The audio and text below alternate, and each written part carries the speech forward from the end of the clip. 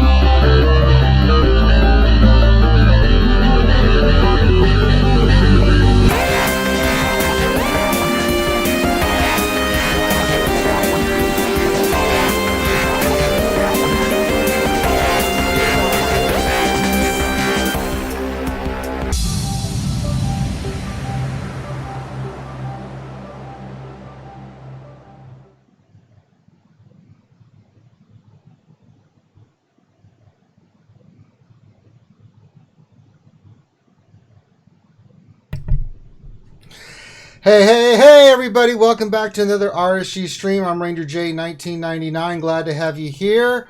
Welcome to another Wednesday night stream. Let me just tell Finn something real quick. I can hear you. Oh, hey, it worked. Hey. It's working today. Yay! Glad to have everybody here. Awesome to see everybody here on a Wednesday night. It's Wednesday. It's time to talk some Star Wars Galaxy heroes. And, of course, joining me as always is Dr. Finn, Medicine Woman. Dr. Finn, how are you? It's working today. Also join us with my young apprentice, Xylo Takedown. What's going on, guys? How you doing tonight? Hey, there you go. And everyone else will be on. They're running behind, so I know Tis will be on a little bit, and Loki, and he's traveling, and Grande is probably in the pool, Finn, just chilling. Like the big deal. That's the way Grande rolls. Yeah, that's what he does. You know what I'm saying? So, glad to have everybody here. Hope everyone's having a great Wednesday. It's Hump Day, and it's time to break down the latest and greatest Star Wars Galaxy Heroes news and notes and give you a little bit of insight of what it all means. Let's knock out the mechanisms first. And that is, if you are watching this, please go ahead and hit the thumbs up on the video. It really does help us spread the word about what we're doing to the YouTube community. Also, if you haven't subscribed already, what are you waiting for? We'd love to have you as a member, and you can get the latest. We're streaming live all the time, so please do that. If you haven't checked out our Patreon, please do. I want to thank all our Patreons that have supported us thus far. Thank you very much for your support. It is very much appreciated. And also, if you haven't checked out our GoFundMe, we are going to be running a half marathon at Walt Disney World in April 2019, and we're going to try to raise money for the American Cancer Society. So if you haven't checked out our GoFundMe, please go check that out, and if you would like to help support us with that endeavor, please do. I think that's all the mechanisms. Did I miss anything on that stuff or on that front, Dr. Finn? No, I think you got everything. All right. So let's get this party started. What is first, Dr. Finn? What do we need? Start running it down, my friend. All right. Let's start out with the Shoutout Word of the Day. What is the shout? Which I know everybody is waiting for. We're waiting on bated breath. Yes. So, the Shoutout Word of the Day is Protocol. Protocol. Protocol. Protocol.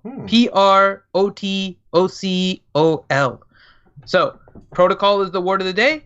If you don't know why, make sure you guys are stay tuned. We're going to be discussing why it is the word of the day. So go ahead and type science. That. It's science.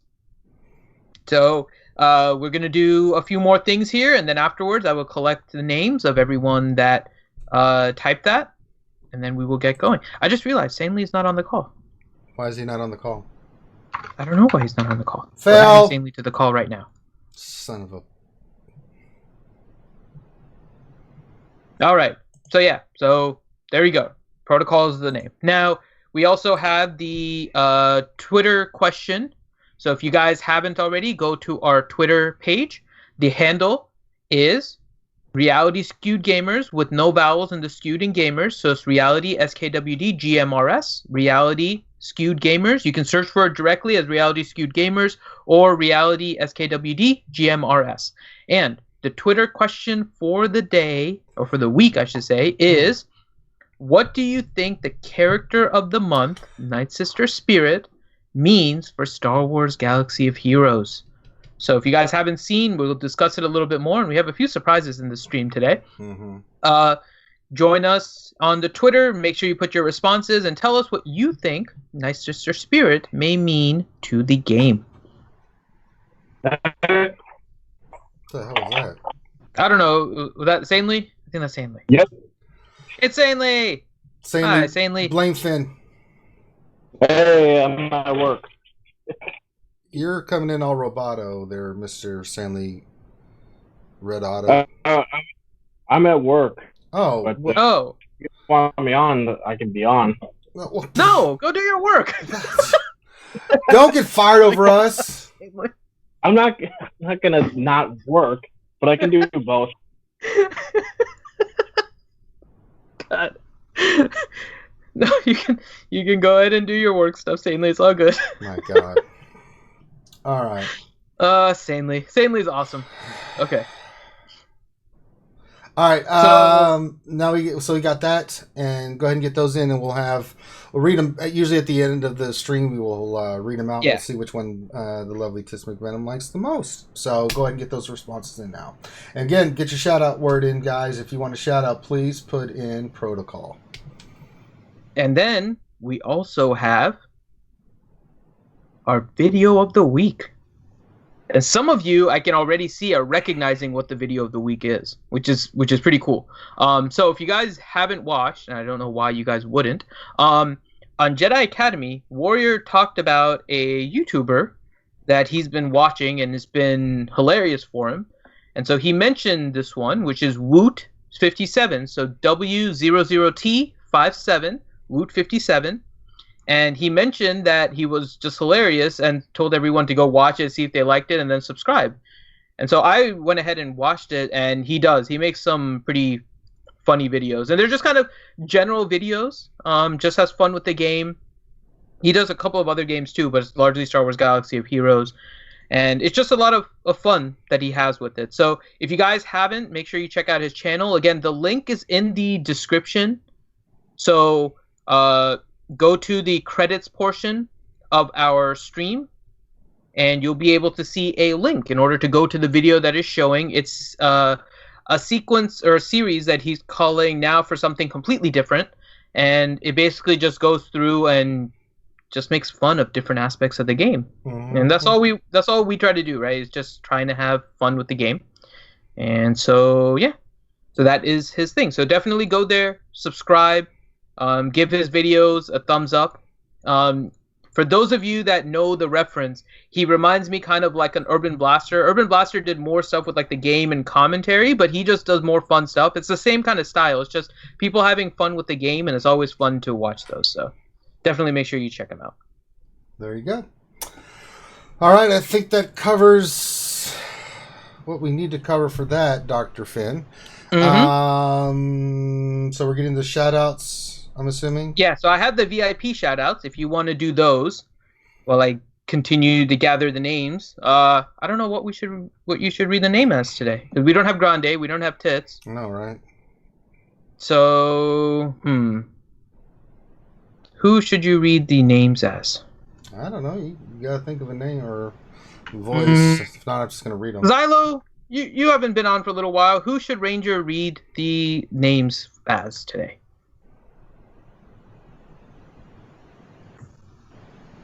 And Xylo's just on mute. Oh, sorry, mute. I like Harry Carey. I always like Ranger's Harry Carey. I know, but we did Harry Carey recently. Okay. Why don't you do it as Kermit. Palpatine in honor of Xylo and your apprentice? Do what now? Yeah. Do it as Palpatine. God, sounds good to me. Suck. All right. All right. The shoutouts. It was I who allowed Dr. Finn to put the shoutouts in the Skype channel. I find these folks' lack of faith disturbing. We have Chopper BC, Conrad Mitchell Glover, Darth Contingent 33. I added the Darth Shut Your Hole.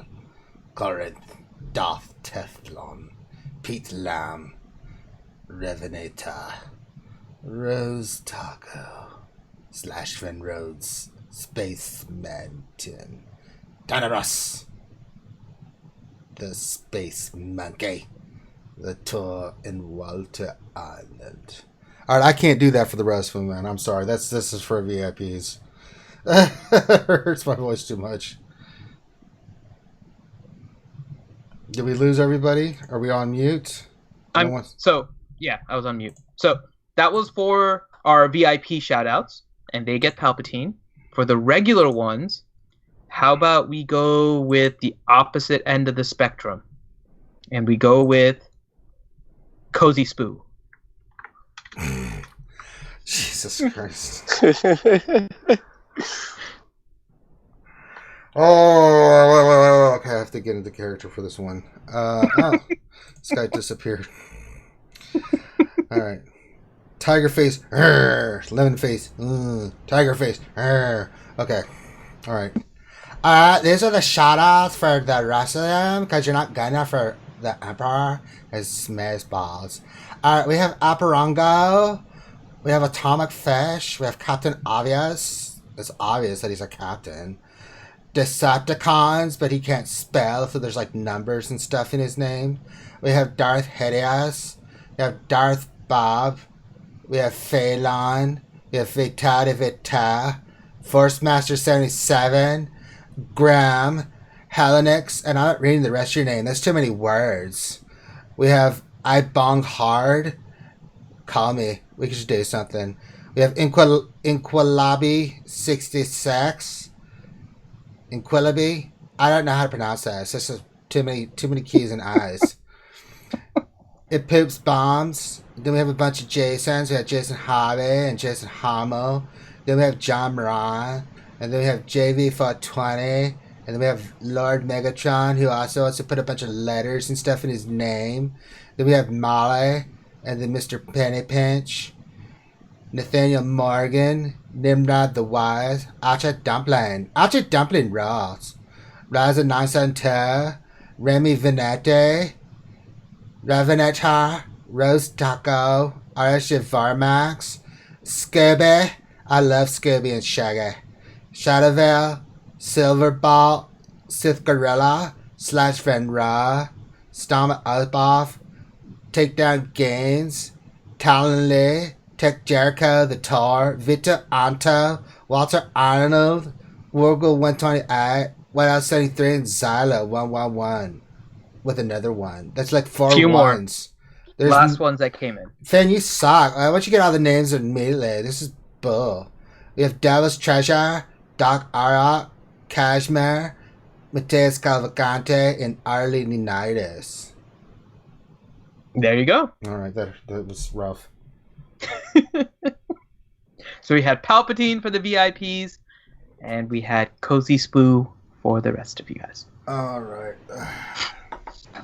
And yes, Thane, I see Thane is asking for McVenom. McVenom should be joining us in a little bit. She had to finish up some stuff first, so she'll be... The smooth, silky voice of Tits McVenom will be on in a little bit. Actually, she's texting me right now, kind of as we're talking, so I'll give you guys... I should tell her ass up. The guys don't want to sit me talking. They want to say hi. What is she saying, Dr. Finn? She's trying to get on. Okay. But she's not sure. Yeah. Okay. All right, we'll continue. We'll just continue with that. Hopefully she'll be able to join us. Okay. There we go. So let's go to... So we have a few surprises for you guys today. There's some stuff, and I'll give you guys an idea. We do have a recorded video. We haven't done one in a while. It's just been hard with a lot of the stuff we've been doing to have the time in order to make it. But we did make a recorded video today. Well, something we haven't done, so keep an eye out for that. And we have something special towards the end of the stream as well. So, all right.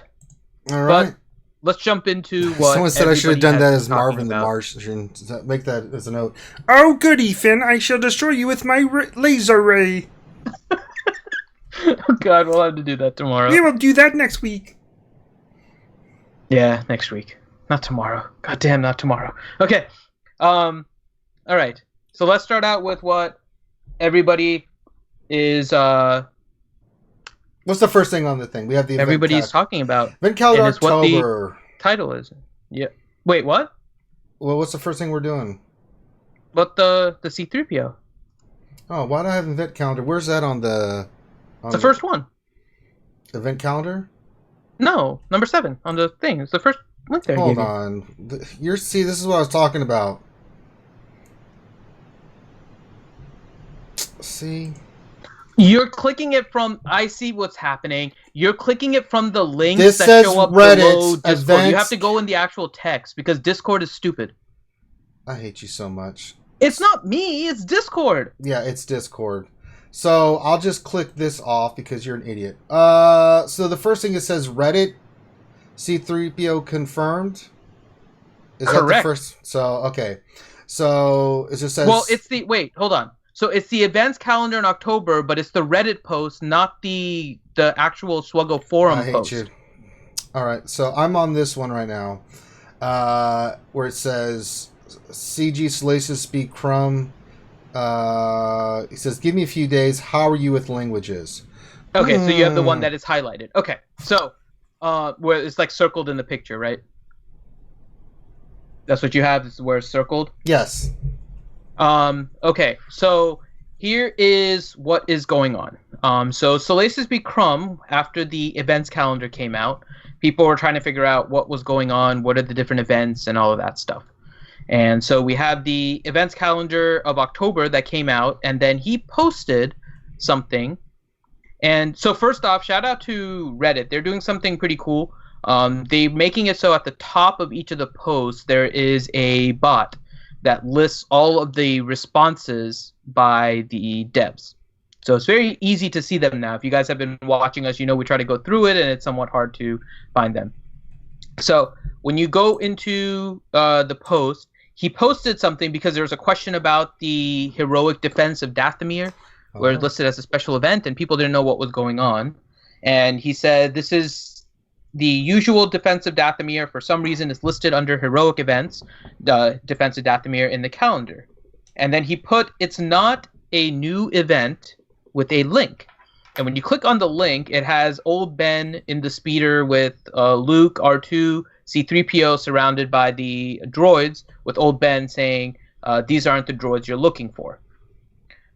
Then people started to be like, okay, well, nobody really took much from that until you got to the next Crumb post, which Ranger just read. You want to read it again with the context now? It just says, Senior Community Manager from CG Salacious B. Crumb, give me a few days, ... How are you with languages?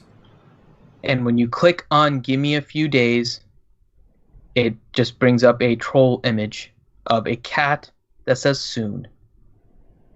That's it. Just says soon. I wonder what he means, Finn. So the quote is from a different droid that actually asks it of C3PO and R2. And so basically everyone is just like, okay, well, it looks like Crumb just confirmed that it's going to be C3PO.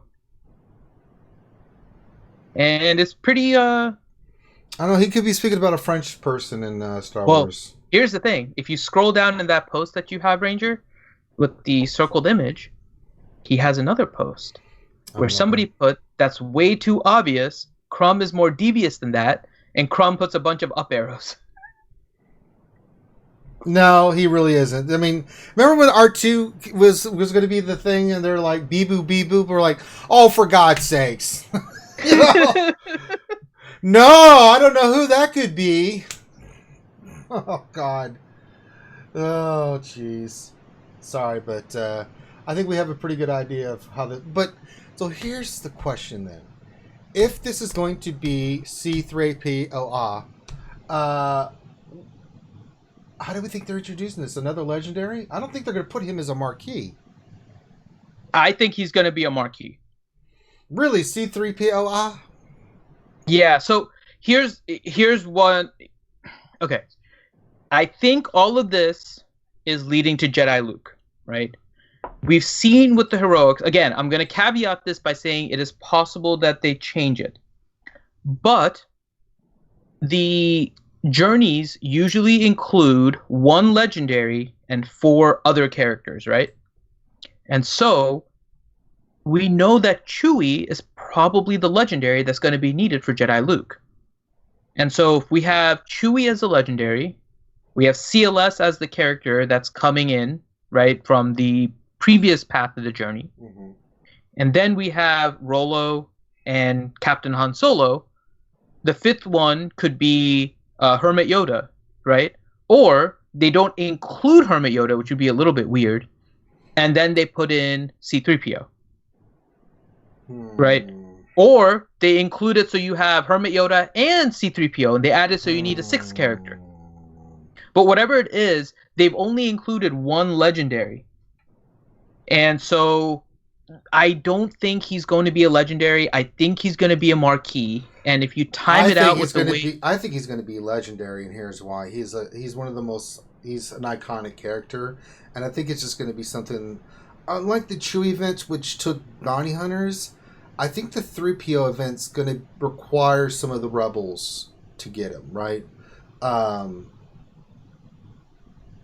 With Rebels, I couldn't begin it. I mean, any from the original trilogy. So, Leia, those kind of characters. Something's just not sitting right in Denmark with me about C-3PO coming in and then doing a Marquee on that. I mean, Django, yes, I could see why, right? It was a cool Marquee event.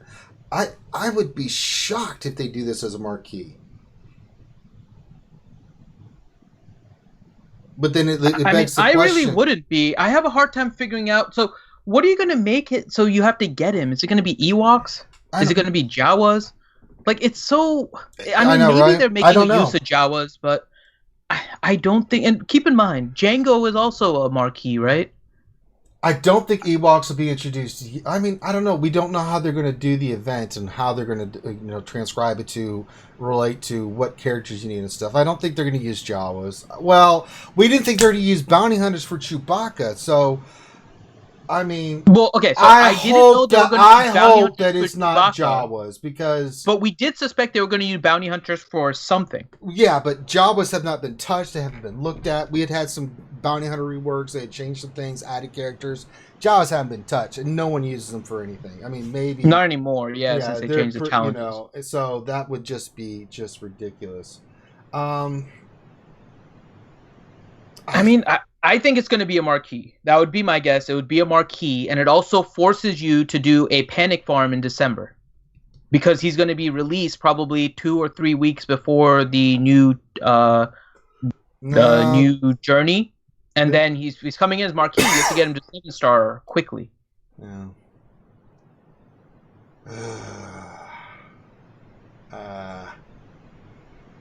I don't know. I think C-3PO is going to be one they give you because Chewbacca is already going to be a part of the Luke journey.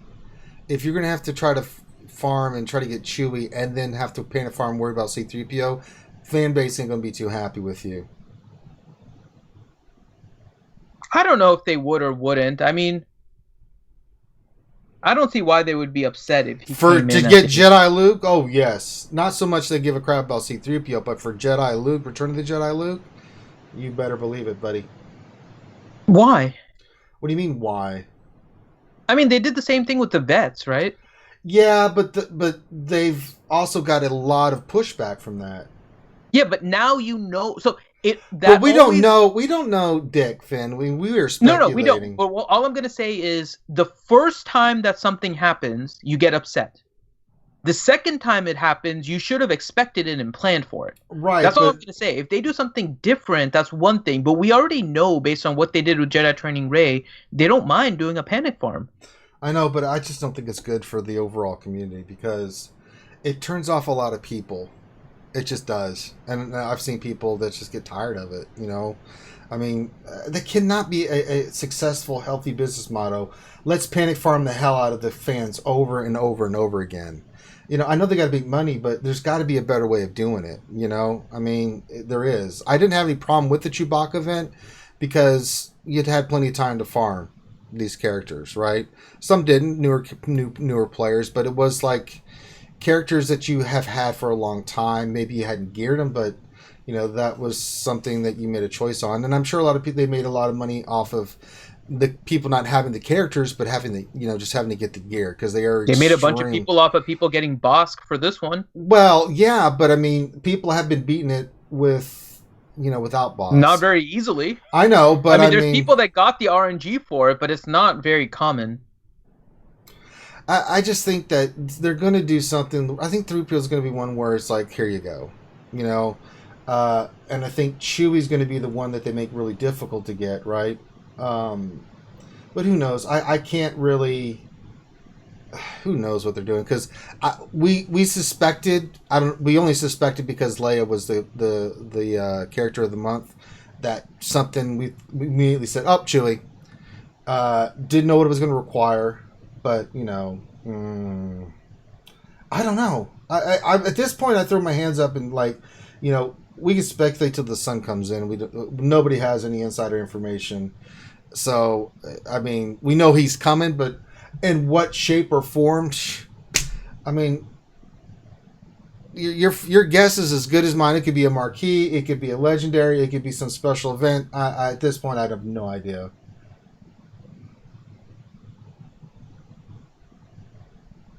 Zyla, what do you think?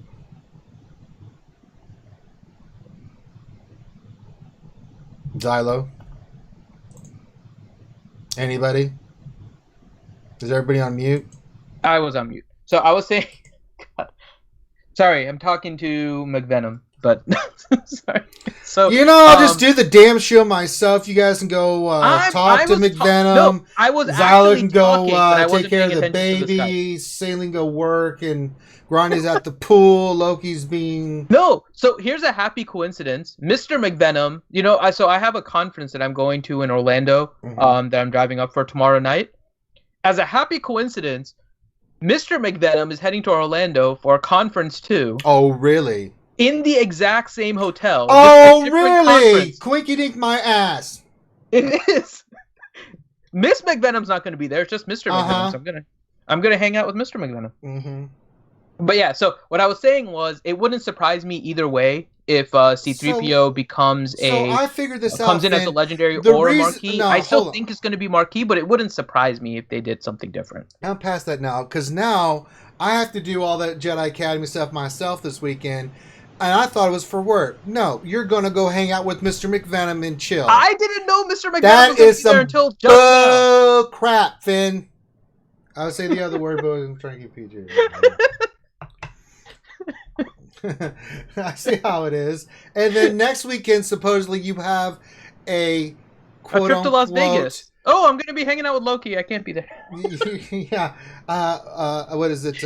What is going on the next weekend after that? I have a baptism. Of a baptism. By baptism, do you mean Loki pouring alcohol in your mouth? You're seeing through all my plans. God damn it. No, this was a happy. I mean, I don't really have anything important to do than to just run everything. That's fine. But no, I think is again, it can go either way. So for those of you guys that are trying to prepare, go ahead and try to be ready for an Ewok or a Jawa potential legendary for a C-3PO. I hope not. That's gonna suck ass, man. Exactly. I hope they don't. This is why I think it's gonna be a marquee. But I'm just saying, if you guys are worried about the legendary aspect, then those are the characters you're probably going to need. I don't think C-3PO is going to be anything other than Ewoks or Jawas. I mean, I've got the Ewoks 7 stars, but I'm putting gear on them. You know, same thing with the Jawas. You know, I've got the characters, but it's like, I got to stop what I'm doing and go gear these little turds up to get C-3PO because they're... Yeah, well, there you go. So, again, I think it's going to be a marquee, and it's just going to require a panic farm at the end. I get a sense... Maybe not a legendary, but some kind of unique thing they're going to do, right? with C-3PO. I don't know. It's so weird. You know what I'm saying? That it's going to be coming here very soon, and we don't know. I hope that, pray to God. I don't think they're going to. So I know C-3PO is big in the movies, right? But I don't think they're going to introduce something new for him. I don't think he's a worthy enough character for something new.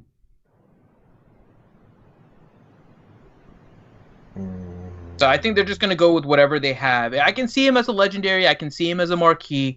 I don't see them trying to do something new with C-3PO. But they could. I just don't see it. Oh, Tits says sorry that she's distracting me and that you're her favorite. I know.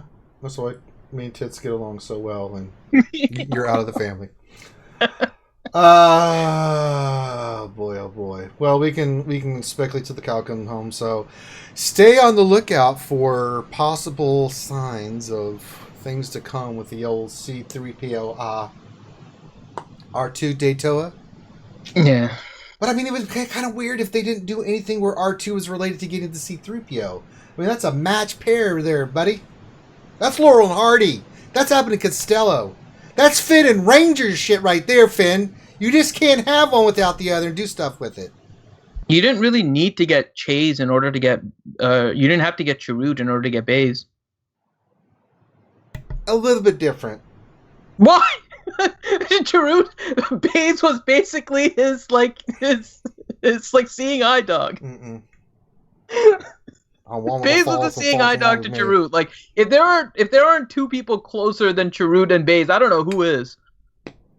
Ren and Stimpy? They are pretty close.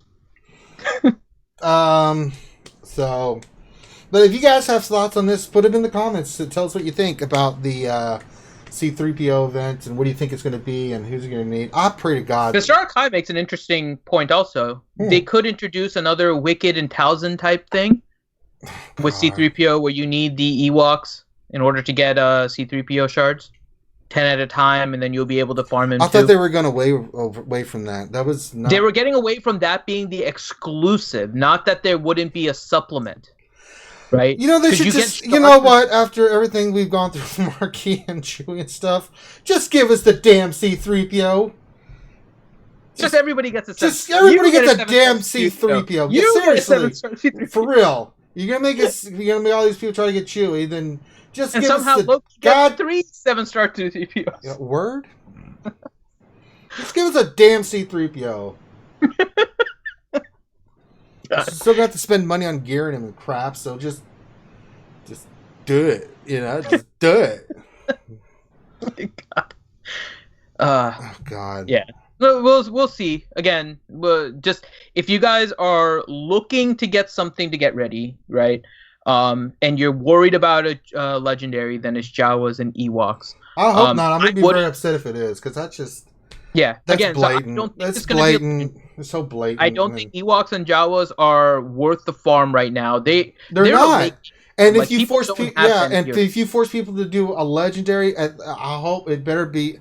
But legendary, we know the level that they've been putting them at and the difficulty, and you're going to make people put gear on tunes that they will not use again because they're that awful. That's why I don't think it's going to be legendary. Yeah, so they all of this leads to me saying it's going to be a Marquee. So, Thane Kyrell. Don't you dare read that. Yeah, I have to read it. No, you don't. He donated $2. I hope you didn't kill Eternal Twins. I'll read it. So it says, "Want are closer than Shoutout and Blaze." So there you go. Thank you for the $2 thing, but I ain't playing that game no more. All right, so that's the C-3PO speculation. But leave us comments and stuff and tell us what you guys think about that.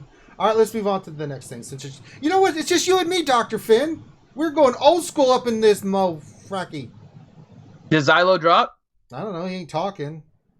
I guess him and the baby are plotting world domination. That's why we had Palpatine read it at the start.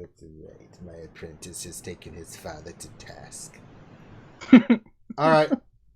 Let's go to the next one, which is known issues, right? Yeah, so this was a post that just came out about some of the known issues. All right, so So first yeah, one, it's just from I today. gave you a Okay. post for it. I had no idea what the hell this was. We'll go to it. It's a Sith Raider rare bug can cause the knowledge revive when defeating phase 1. So I read that one, and I was like, I don't know what that is. What the hell? So the next one, the next link that I gave you, the Reddit post. The raid boss? Yeah. STR raid bosses revives? Question mark, exclamation point, problem, exclamation point.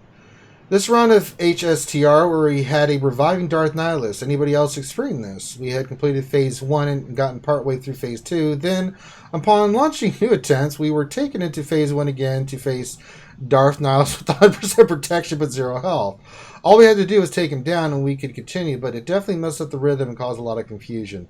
Then it happened again in P4. We took out Darth Nihilus first, and then Scion. Then Nihilus. I would have spazzed the hell out. I'm telling you right now. Then Nihilus magically appeared again with 100% 0% HP. Traya lost your Dark Nihilus buff, and Nihilus gained the Scion buff, but this is not supposed to happen. Why won't you stay dead? Davs, question mark, anyone? And then, let's see. I'm trying to see what they said. So that's when they recognized it as a... Yeah. Yeah. So they asked for the ally code and the date so they could try and figure out what the bug was. But I mean, seriously, that would freak me out. And there's, at least it sounds like this guild was able to overcome it. But I'm sure there's people that have like Nihilus just came back up and be like, what the hell? We used all of our Jedi training raids in order to beat it. What? Why is he back? Why? All right, Sith raid. Second thing, possible soft lock when Nihilus uses Annihilate on Nightsister Zombie. Okay. Territory Wars. Join button is grayed out even when you're unable to enter the event. No, you can tap the enter buttons to still enter the event. Yeah, for anyone that doesn't know, like make sure that when you guys tell people to join Territory Wars, you tell them to go all the way to the point where they can see the map. Once they see the map, they're in. So make sure that they keep on clicking. UI bug with bounty hunter contracts that show multiple stacks of contract payouts. Visual only. Character buffs granted from old Daka's serve again do not correctly expire on death. And Scareful Pathfinder does not properly benefit from Daka's unique serve again when revived. Okay, so those are the known bugs as of 10/3/2018 as stated by CG Salacious Be Crumb. Alright, let's go to the next. Let's see. That's no, we did this one. Did that one. What's next? The meta report? Yeah, we're up to the meta report. All right. Let me pull up the old meta report. All right. Hi, everybody. Harry Carey here. Just want to say that I have no sponsor this week because the Cubs lost yesterday in a thrilling 13-80 loss to Colorado. I would usually shout out some kind of form of beer, but I'm just drinking straight grain alcohol right now to get through this painful experience. Then I picked a bad week to stop sniffing glue. The meta report brought to you by pain and suffering. Finn, continue on. It looks like it's the same as previous weeks. Well, so what we're looking at more than anything right now is going to be CLS. So with the introduction of Chewie, the question is how far is CLS going? Now, CLS was previously at rank 7 in the meta report, and CLS is now up to 4.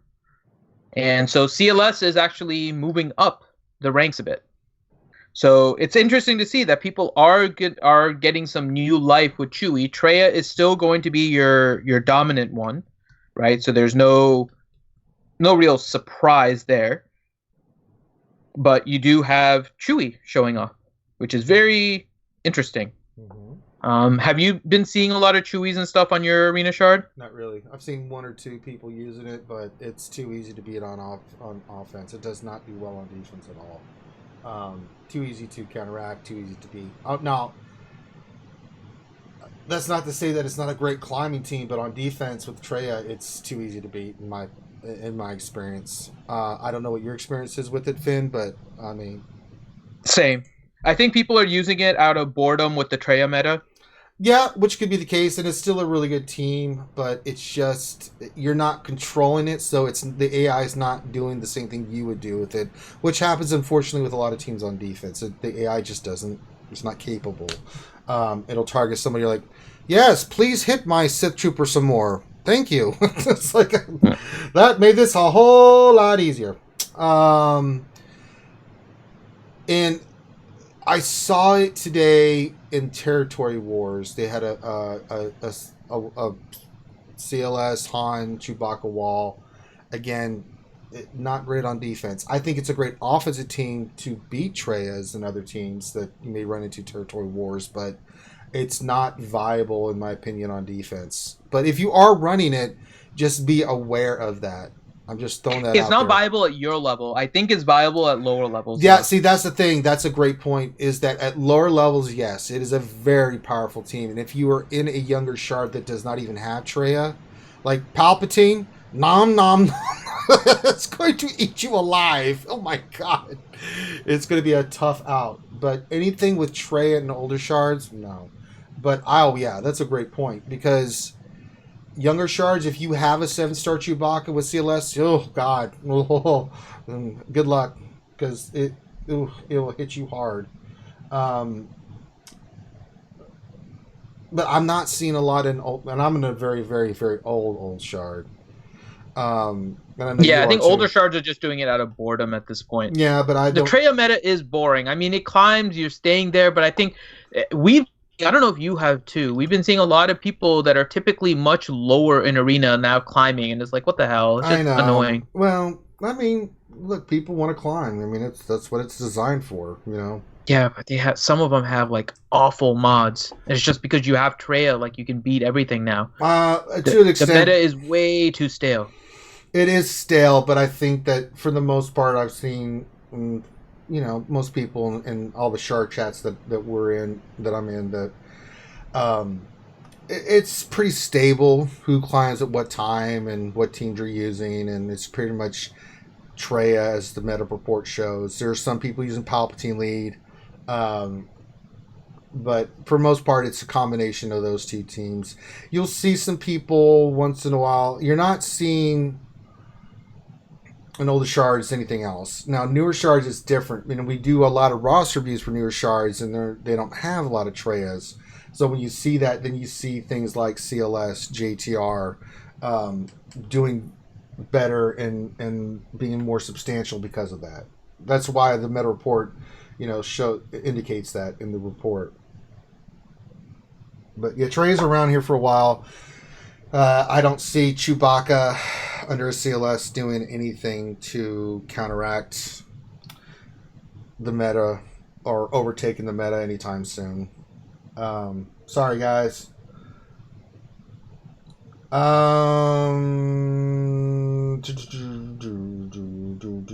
Anything on the meta report anything else we need to look at on the yield meta report? I mean, I'm not seeing anything. So the main thing to track, obviously, is when new characters come in, and so that's one of them. I was trying to see if bounty hunters are really doing anything. The highest bounty hunter lead I'm actually seeing is Django. Yeah, Django is just off of the lead, so he's actually number 11. They only show the top 10 in the pie chart, but if you go down, he's tied for 11. So he's actually, and I don't see any Bosk in the grouping. Boss, no, but Django, yes. Django on defense is pretty solid too, because if you are running a faster than a really fast Emphas, it can hold, because if their Emphas goes, you're in a world of hurt before yours, or because it gets the bounty hunters going under Django, and if they get going, look out, they can stunning your ass quick as slick. I mean, it is something else, but you're not seeing a lot of that because he's just not free to play yet. Only like a well would have that team, using Django. But it's a very, very solid lead, and I think that you may see that happening more as he becomes free to play in the next few months. But I don't see you're going to think it's not going to just come out of nowhere. Right. All right. So I think that's it for the meta report. Actually, before we do that, let's go to the all characters and see if Chewbacca actually is on there. Nope. So if we go to the all characters and rank, I have to change the rank. Well, this is all top characters. 10. Chewbacca is actually number. So this isn't terribly surprising. So Chewbacca is number 12, right? No. And there's 336 people using him. There's also 344 people using Han Solo and 346 people using CLS, who's number 10.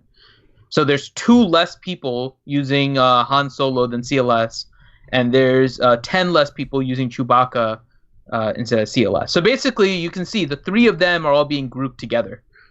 CLS, Han, and Chewbacca, they're definitely being linked as you do this. Same thing with Bastila and Grandmaster Yoda. You can see that on the list too. There's 377 Grandmaster Yodas, there's 376 Bastilas. So you can see that they're pretty much being tied together as well. So it's just interesting to kind of see that.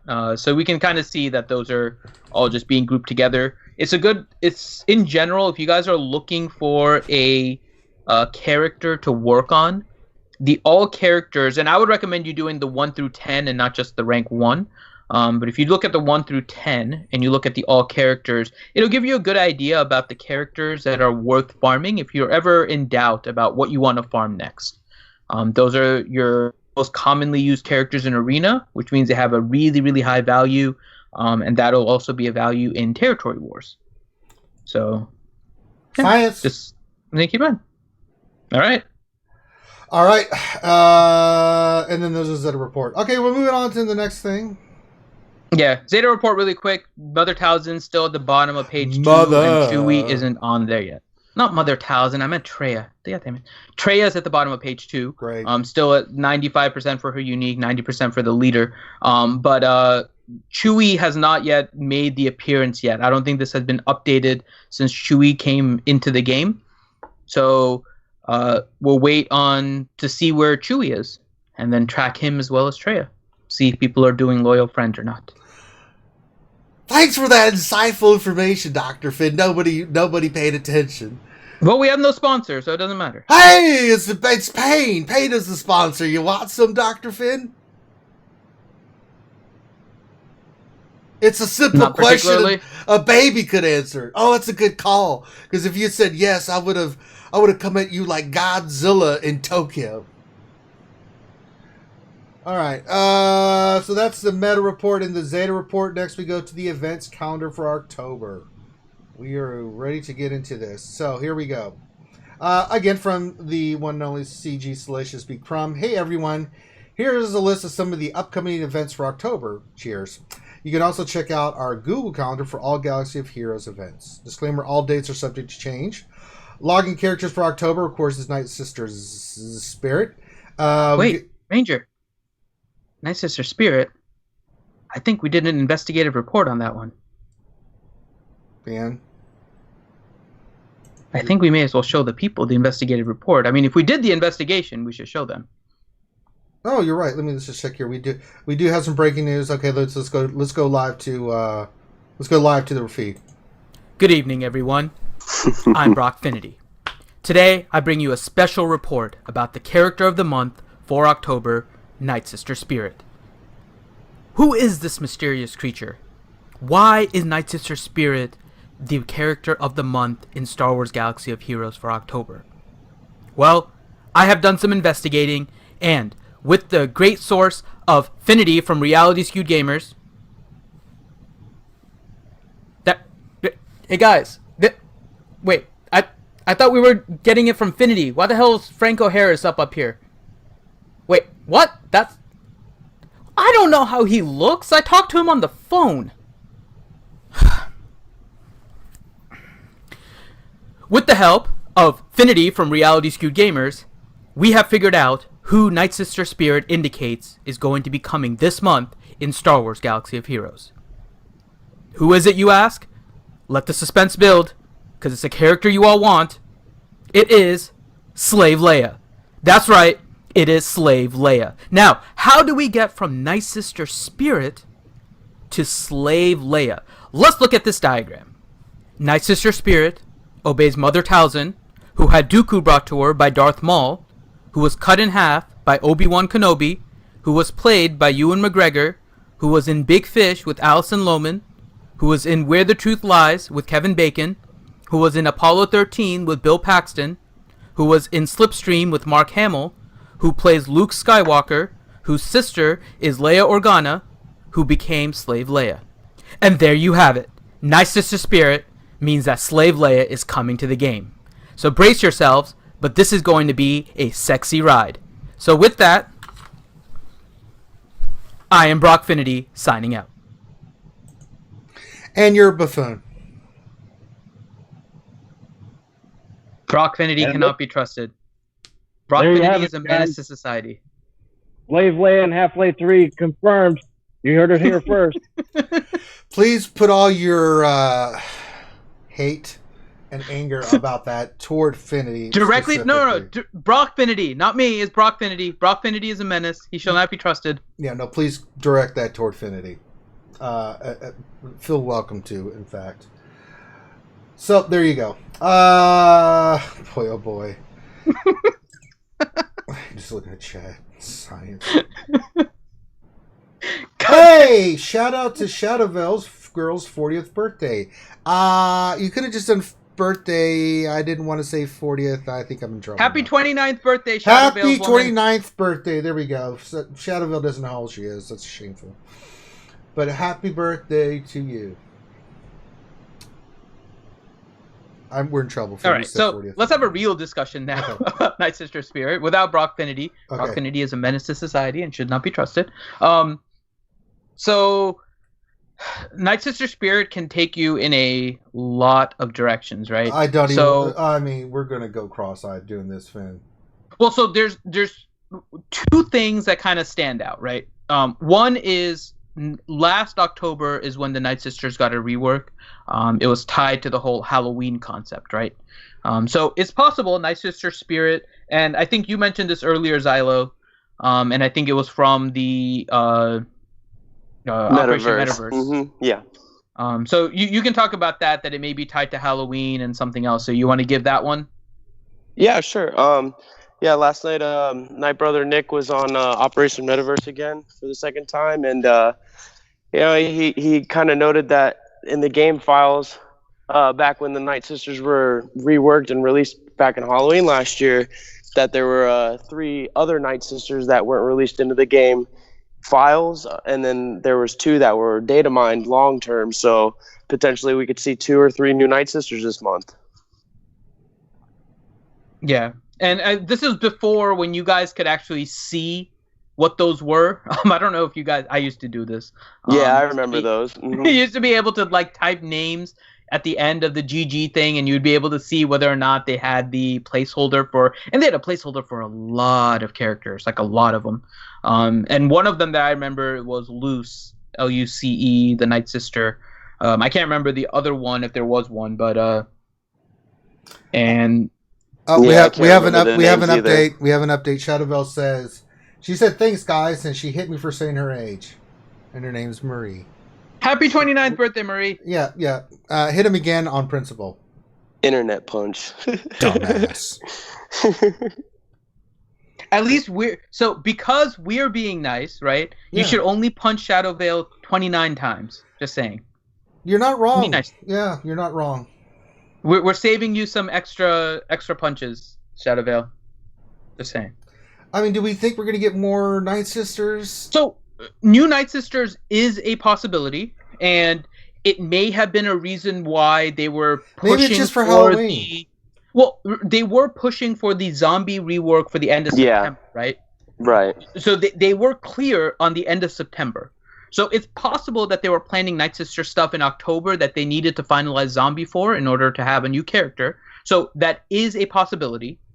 The other possibility is that the Nightsisters were basically wiped out by Grievous. And we've all been talking about a potential Geonosis map coming to territory battles. And we know that Right. Grievous was kind of integral to all of that. And so it's possible there is a Separatist rework coming. And so they could do a Separatist rework or additional Separatist characters. You get your Grievous rework and then a Geonosis map all tied with Grievous, who basically turned all the Nightsisters into spirits. So I think those are the two most likely scenarios with the login character. Now, there's obviously some other random ones that you could always do, but I think those are the two most likely. If you guys are looking for what the Nightsister Spirit means, Either a couple more Nightsisters or Grievous rework finally. So. Yeah, I mean, personally, I would like to see 2 more Nightsisters to make 10, so you get 2 teams out of it, right? And, both Talzin and Asajj are both great leaders for the faction, so you get 2 teams. And then the only reason why I'm not so excited about the idea of the Grievous rework is because we've all been speculating that for a year, 2 years, right? So it's imminent no matter what, but to be able to make a faction into 2 teams would be really interesting. So Yeah, we're going on a big limb there with that. Rework General Grievous. One day it will happen. I know. They're like, see, we told you. That's what Grin was saying. Grin was guessing that years. Jango Fett was Chewie, and now he's like, Chewie's in the game. I got it right. Oh, God. Yeah, that's how that works. I right. can't fault him. That is the RSG way. Right. take credit for everything. That's Take right. credit for everything, and if you can't take credit for it, you better find a reason to take credit. That's the RSG motto. That's science, folks. That's how it works. Hypothesis. All right, let's go over what we got for this month. We got Omega Battles, which was yesterday. We got Assault Battles, which starts October 3rd and ends on the 4th. Fleet Mastery starts on the 4th with Daring Droid R2-D2, 4th through the 10th. Heroes Journey Commander Luke Skywalker, 4th through the 10th. Mega Battles, Rebels and Geonosians, October 6th. We got the Mythic Daring Droid that'll be on the 7th and ends on the 8th. We have Assault Battle, Secrets and Shadows, 7th and the 8th. Heroic Battle, Indoor Escalation on October 9th. Omega Battles, Nightsisters and Jawas, October 10th. Pieces and Plans, BB-8, October 11th, ends on the 17th. Heroes Journey Ray, 11th through the 17th. Are they doing 2 legendaries this month? Mm-hmm. Wow, another mythic. They've been doing 2 pretty often, actually. You know, it's hard to keep track because when you don't see the events, you know. And Yeah, you only mythics. get the mythics, and then you don't pay much attention to it. But... Yeah, imagine a newer player too that's been playing for about a year now, and this month comes around and you get BB-8, R2, I know. COS, Ah! TR. Ah! It's like a great month. I'm gonna go Unless in the you're realm panic of farming, like, speculation ah! again. Let's go in the realm of speculation again, really quick. The legendaries, they say repeat every 3 to 4 months, right? They fall in the same month. So with Commander Luke coming in October, right? 3 months actually starts at the beginning of January now. So Yeah. if they do a new journey of Luke, there is a chance that this is the last time you can get Commander Luke for that other journey if it shows up in December around Christmas time. Okay, not to say that it is happening, right? We're speculating. We're trying to do the best we can in order to prepare for those events that are coming. So for those of you that don't have Commander Luke yet, consider trying to get him this time because there may be something else coming down the line with him. And unless they change the cadence for Christmas and they're like, Merry Christmas, here's Luke a little bit early, you may end up having a new journey for Luke coming up without the old journey being available to you. So just kind of keep that in mind. Again, it's speculation, but we're trying to do everything we can in order to prepare for this stuff ahead of time, right? So if you can get Commander Luke, try to get Commander Luke this time, especially if you have some of the other characters ready. All right. Mythic is Pieces and Plans, BB-8, October 13th and 14th. Assault Battles, Military Might, 13th and 14th. Fleet Mastery, Executrix, comes back on the 15th. Ground War, Assault Battles, 17th through the 18th. Geonosian Fleet Advanced Tactics will be on the October 18th. Omega Battles, Sith and Droids will be on October 19th. Special Events, Ghost of Nathmir comes on back on the 21st. Assault Battles, Forest Moon, 23rd through the 24th. Mega Battle, Resistance and Clones will be here on the 24th. Special Event, Ghost of Dathmir runs only on October 26th. Mega Battles, Ewoks and Empire, October 28th. Special Event, Heroic Defense of Dathmor starts October 30th. Ends October 31st on Halloween. Ooh. Mega Battles, Jedi and Tusken, that's on October 30th. And the Fleet Mastery Home 1, October 31st. Territory Battles. We have Imperial Retaliation, the 8th through the 13th. We have Rebel Assault through the 22nd through the 27th. Territory Wars, we have first one on the 4th. Which will start tomorrow. Right. Preview phase tomorrow. Next one will be the 14th. Next one will be the 18th. And the last one will be on the 28th. So we have 4 more Territory Wars this month. So that is the calendar.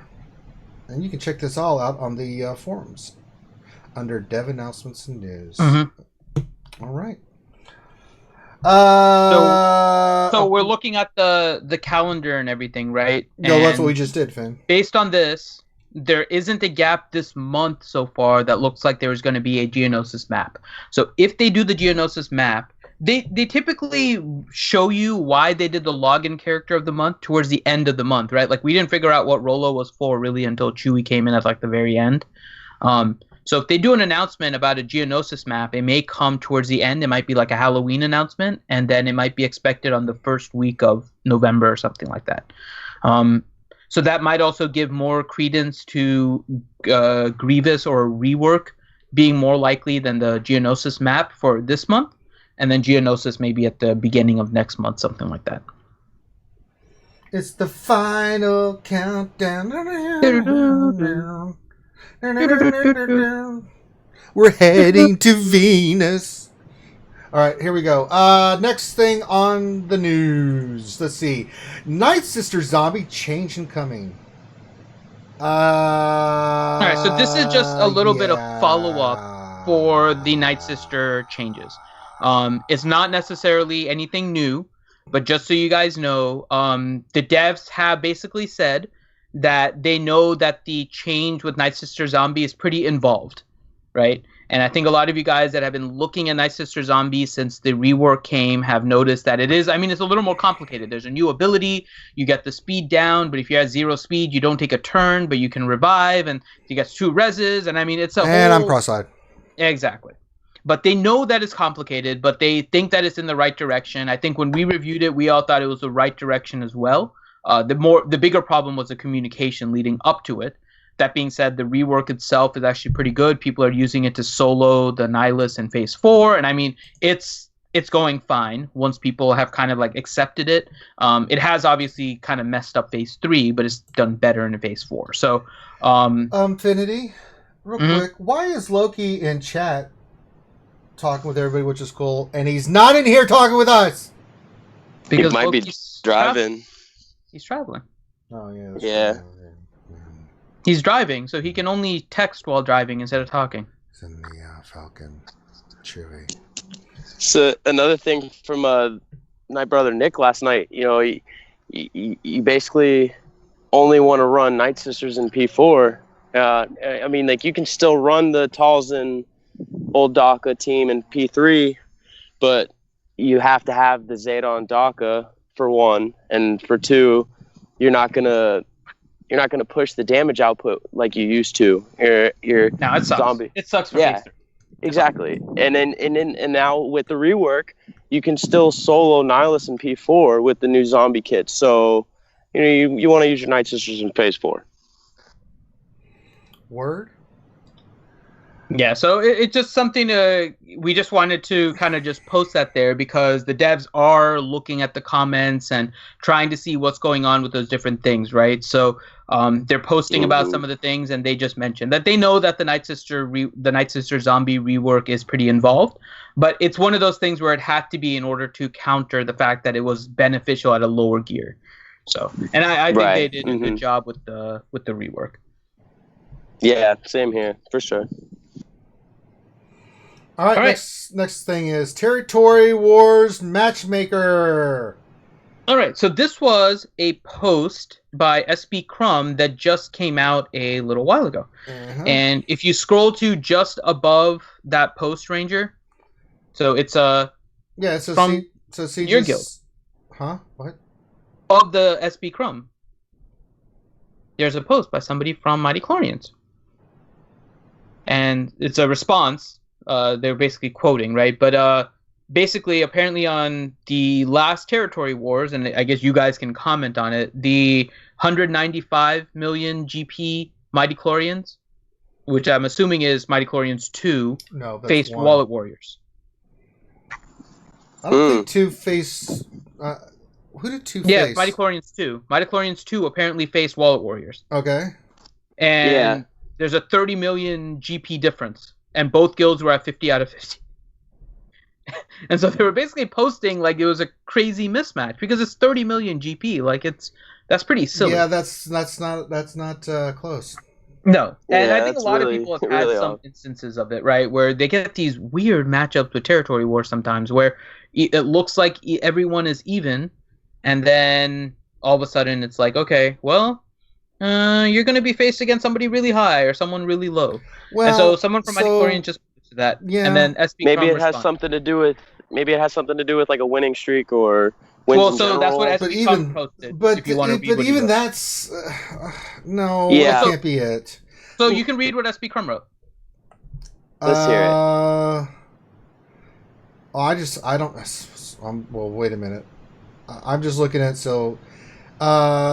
thanks for all the data points and suggestions, everyone. I sent this over to the team to review, and we will try to determine why they are constantly reported mismatched battles. I've also asked the matchmaker designer to write a brief breakdown of how the system works, what may be causing these issues. So we've had some like poor Salacious B. I was looking at how he put it in. What may be. Yeah, I know. He's such a troll, bro. Oh God. So we know some things from what they've told us, right? We know that they take into account basically like almost like a standard deviation of your guild's individual GPs to figure out how close everyone is together or if they're really, really far spread apart. They look at the average GP of everybody that's active in the territory war along with your total GP in order to figure out who your matchup is going to be. But obviously they've never really revealed the entire thing, and there's been some thought about a win streak having some issue with it. Another one is it looks like there was maybe 10 territory wars that you have to go through that you can't repeat. Otherwise, you'd be facing like the same people over and over again. And so there's little things that everyone has kind of suggested as to what they think is in the formula and why it's getting messed up. Not to mention the fact that it gets really messed up once you're below 50, right? Once you go into less than 50, the matchups are strange. I just don't understand why they can't create a system where it's either like a certain number above and a certain number below that you can't go past for who you matchmake against, right? The problem is 195 million is number 16. So if other teams get like matched up anyways, I mean, if you think about it just in general, right? Forgetting about the fact that it's 30 million GP, 2 matching up with 16 isn't terrible. It's awful. What are you talking about? No, 2 if you can't match up for 10, right? 2 matching up with 16, I don't think is that bad. The problem is there is a huge difference in GP at the top versus the bottom. Because where I am, if you go like 16 below me, the GP is probably only going to be like a 3 million drop. Oh, I see what you're saying. I misunderstood. So, yeah, but I mean... Relatively, it's close, is really, really high, and then they spread out much more. There's a big discrepancy between like the super Kraken guilds, and then as you start to go lower, like semi-Kraken guilds, and there's full whale and whatnot, the GPs start to spread apart a little bit more until you get down a little bit lower, and then they start clumping up again. And so it's hard for anyone to do the matchup when there's probably part of the algorithm that makes it so that you don't face the same opponent within the 10 times. And there are also guilds, and again, nothing wrong with this. I'm saying it right now. There's zero wrong with it. It's the way the system is, and there's a benefit to both sides. But there's guilds that are intentionally switching around players. And it's in order to like lower your GP, increase that standard deviation, lower your average GP, but you have some Krakens. And when you have a Kraken, like things change when you're facing a lower GP guild. And so you can change the matchups you get a little bit. And people have already figured out how you manipulate the territory war system. Mm-hmm. And there's zero wrong with it. I mean, that's the system that's in place. I have zero issue with somebody trying to take advantage of it in that situation. And a lot of them are actually bringing in like lower guilds and helping to get Treya. And I mean, it's beneficial for everything. But the main thing is that they have to figure out what system it is that they're trying to do, because if you enforce the fact that you can't face the same opponent like in the next 10 territory wars or something like that, that's what's going to cause your matchup discrepancies. If you make Man, it 5 or 3 or something like that, or even 4, because there's about 4 territory wars in a given But month. there's got to be some kind of cap on this, man, because it's no fun for the other team. Oh, they're 30, 40 million ahead of us. Well, why even bother? I would just tank. So I wouldn't even bother. I don't know what you guys think of it being in the. So you're definitely in a higher guild. I know for me, this wouldn't work. And so this goes back to what you consider top tier guilds, right? But there is some thought about going back to the system where you increase the number of defenses as your GP goes up, but now having a better scale system where it's not just like everybody has to put like 28. Well, the thing is, by limiting, you can't face the same teams in the top, out of 10 matches. Well, do you think it would help you if people had to put more things on defense so you had less with offense in order to make the combats a little bit better? No, I just think there just needs to be a skill of some sort. There's got to be a better way to do this. Let's agree right now. Whatever they have right now that's allowing this to happen, it's just it's not working. I mean, I'm just saying, for me, like, if you're within a certain range, you can't go above that range. So you're still fighting somewhat competitively guilds that are in your GP range. Because people's GPs are always changing. They're either going up or they're going down, right? But I don't know how to deal with the top where they face the same teams over and over again until someone climbs up into their range that's new. But 98% of the rest of the world in Star Wars Galaxy of Heroes, cannot have that discrepancy happen. It just can't happen. It's no fun. There's no point of doing it, and they have to look at that. So I don't know. I don't know what the answer is, but that's just kind of my thoughts for it. I'll tell you right now, in playing other games where there's a matchmaking system, there is no answer. You're never going to have a perfect matchmaking. It's just not going to happen. And I'll refer to another game I play, which is Clash of Clans, right? How dare you bring that game into this? Well, the reason I bring that up, so they have an interesting scenario as well. You can queue up in multiple of 5s. So 5, 10, 15, 20, all the way up to 50. Clans can go up to 50. And you get matched up with people that are in the same number of clans as you, and they look for kind of similar breakdown of level. The problem is you still will get a bunch of different like variants in there. Like sometimes we get people that are just there's ways to mess up your equivalent to GP. There's so ways what you're that you can saying is this is all your GP. fault. There you go. Okay, we figured it out. But no, the problem is any matchmaking system is going to have his ways of exploiting it, and there's going to be difficulties in making it perfect.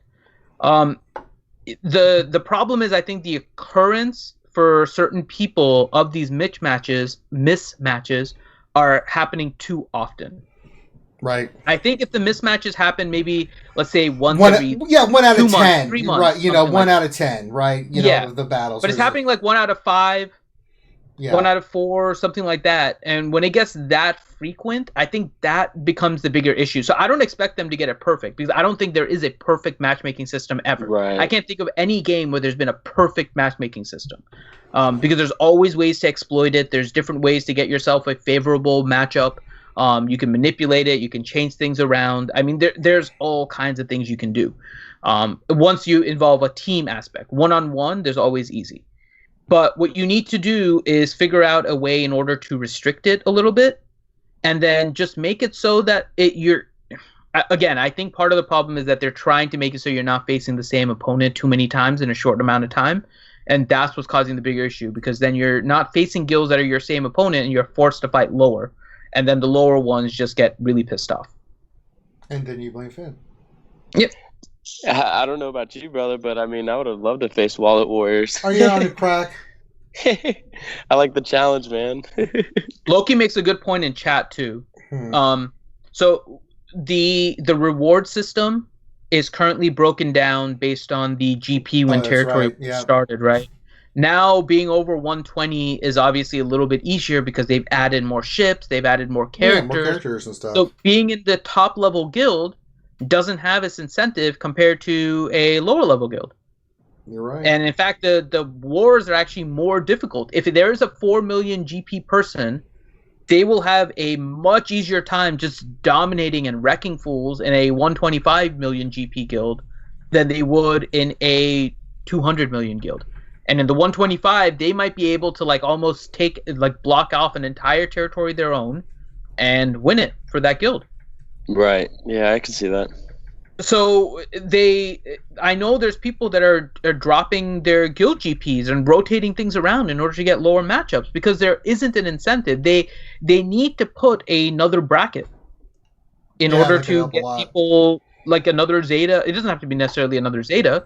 They have other masks they can include or other things they can reward. They can include slicing materials in some of the higher ones. They can include ship omegas. Right? Gear 12 plus. Yeah, they can include 12 plus gear.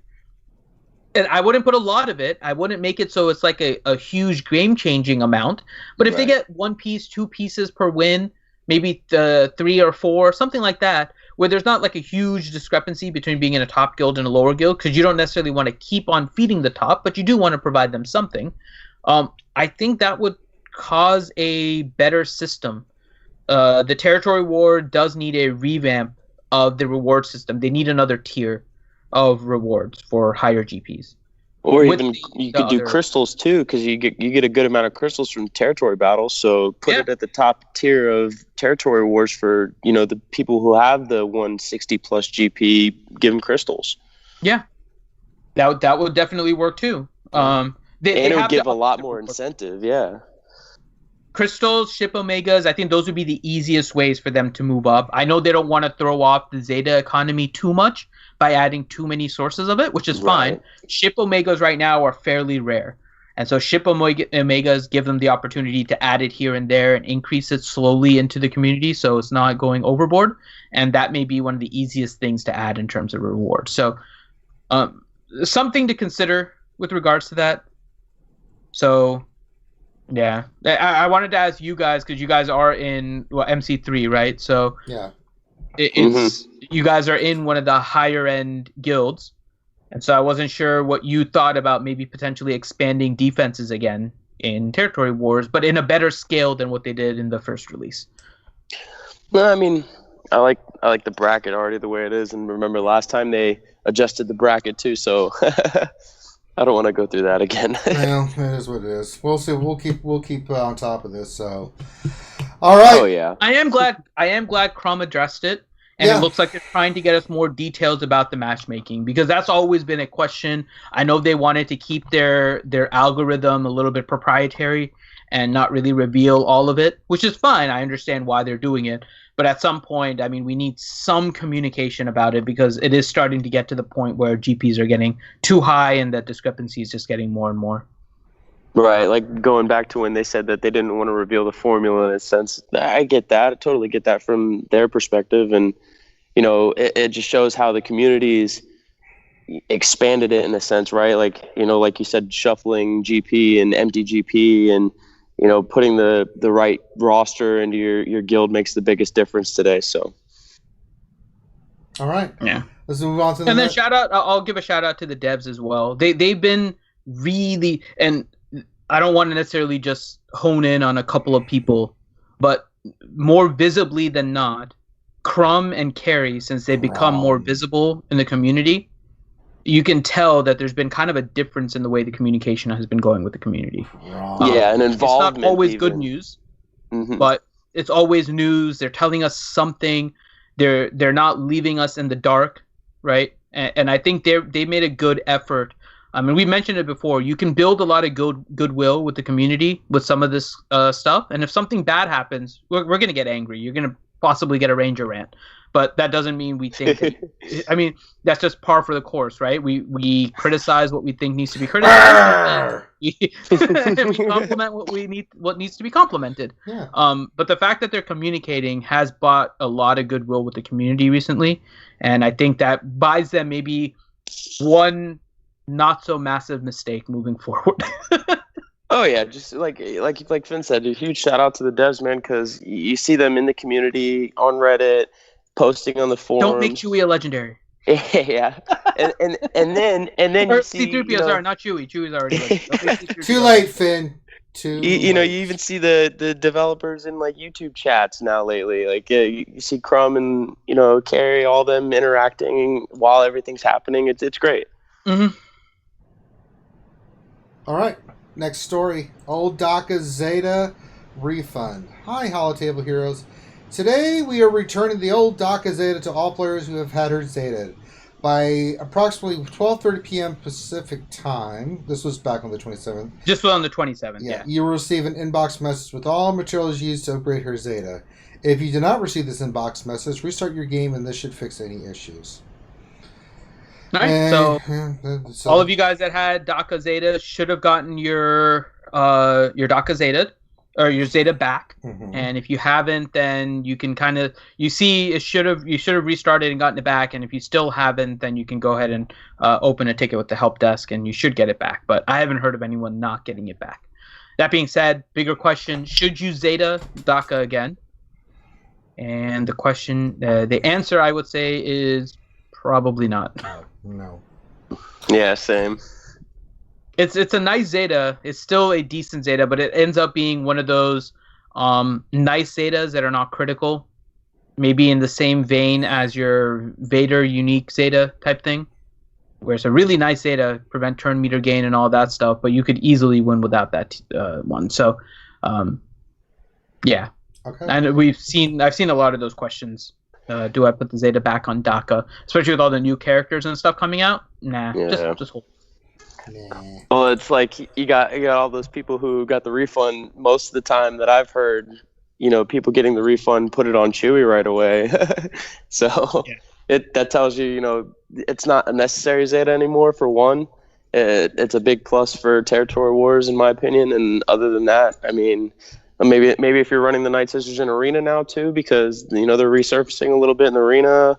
I don't think it's worth the buy though now. Nope. All right, next one is next legendary. Who is it? Karth, Malik, Revan.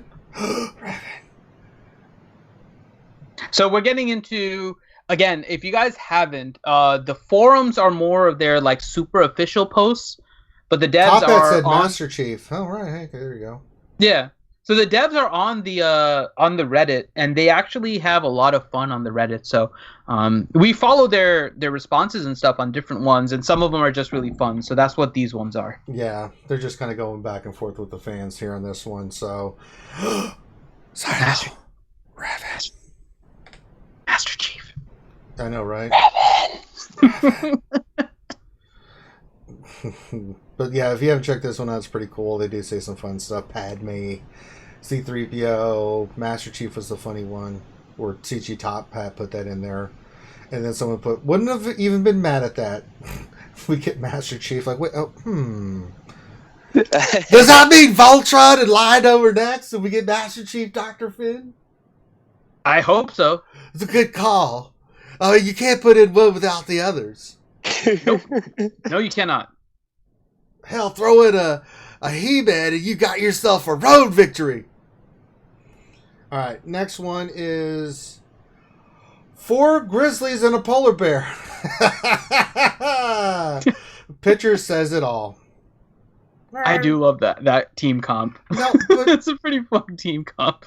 Yeah, could have put in Zalbar and gone with the whole Wookiee theme, but yeah, that is pretty funny.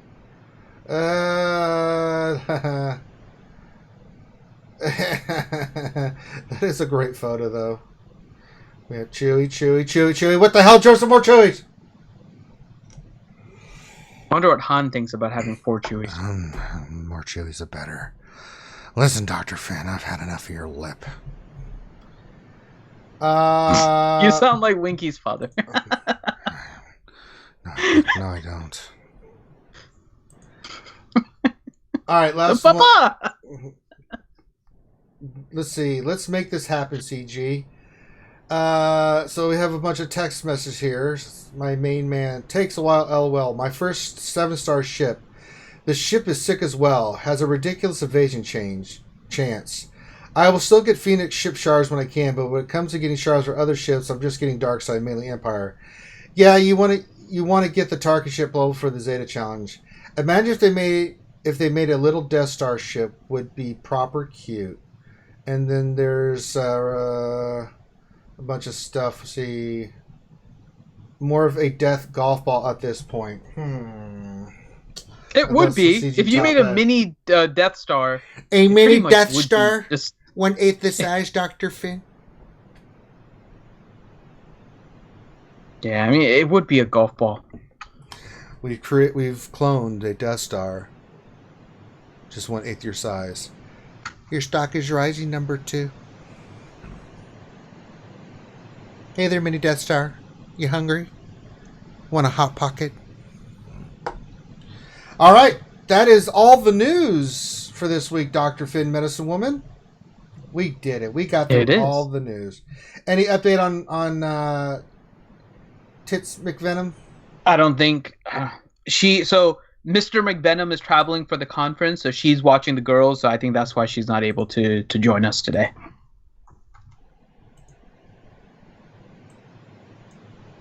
And I don't know. I get to meet with Mr. McVenom, so I get to trade with. Yeah, I know. All right, let's move on to Twitter responses. All right. Go ahead and do the Twitter responses. So we had the question: what do you think the character of the month, Nightsister Spirit, means to Star Wars Galaxy of Heroes? Freddy's going into the game. We have a lot of responses. What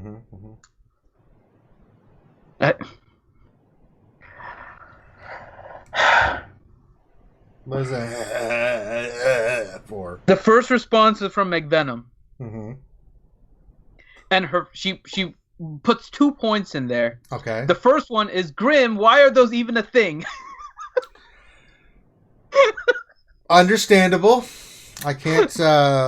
Nothing to do with Nightsister Spirit. I mean, I can't fault her for putting that there. Okay. I'm not gonna. She's gonna kill him. She is. She's gonna kill him. Apparently, you ingrained it into her head now. We're talking about Nightsister Spirit, and she's still bringing it up. You have destroyed McVenom for life, Grim. Yeah. I hope you're proud of yourself. Yeah, Grim is somewhere. Grim's laughing right now. God. And then the other one is 2 means I get yelled at for another low-level character I need to work on so that I can get a new character released for yet another team cut the that I am nowhere near close to being able to use. Wah. Cut the bleeding heart nonsense. Get your ass in gear.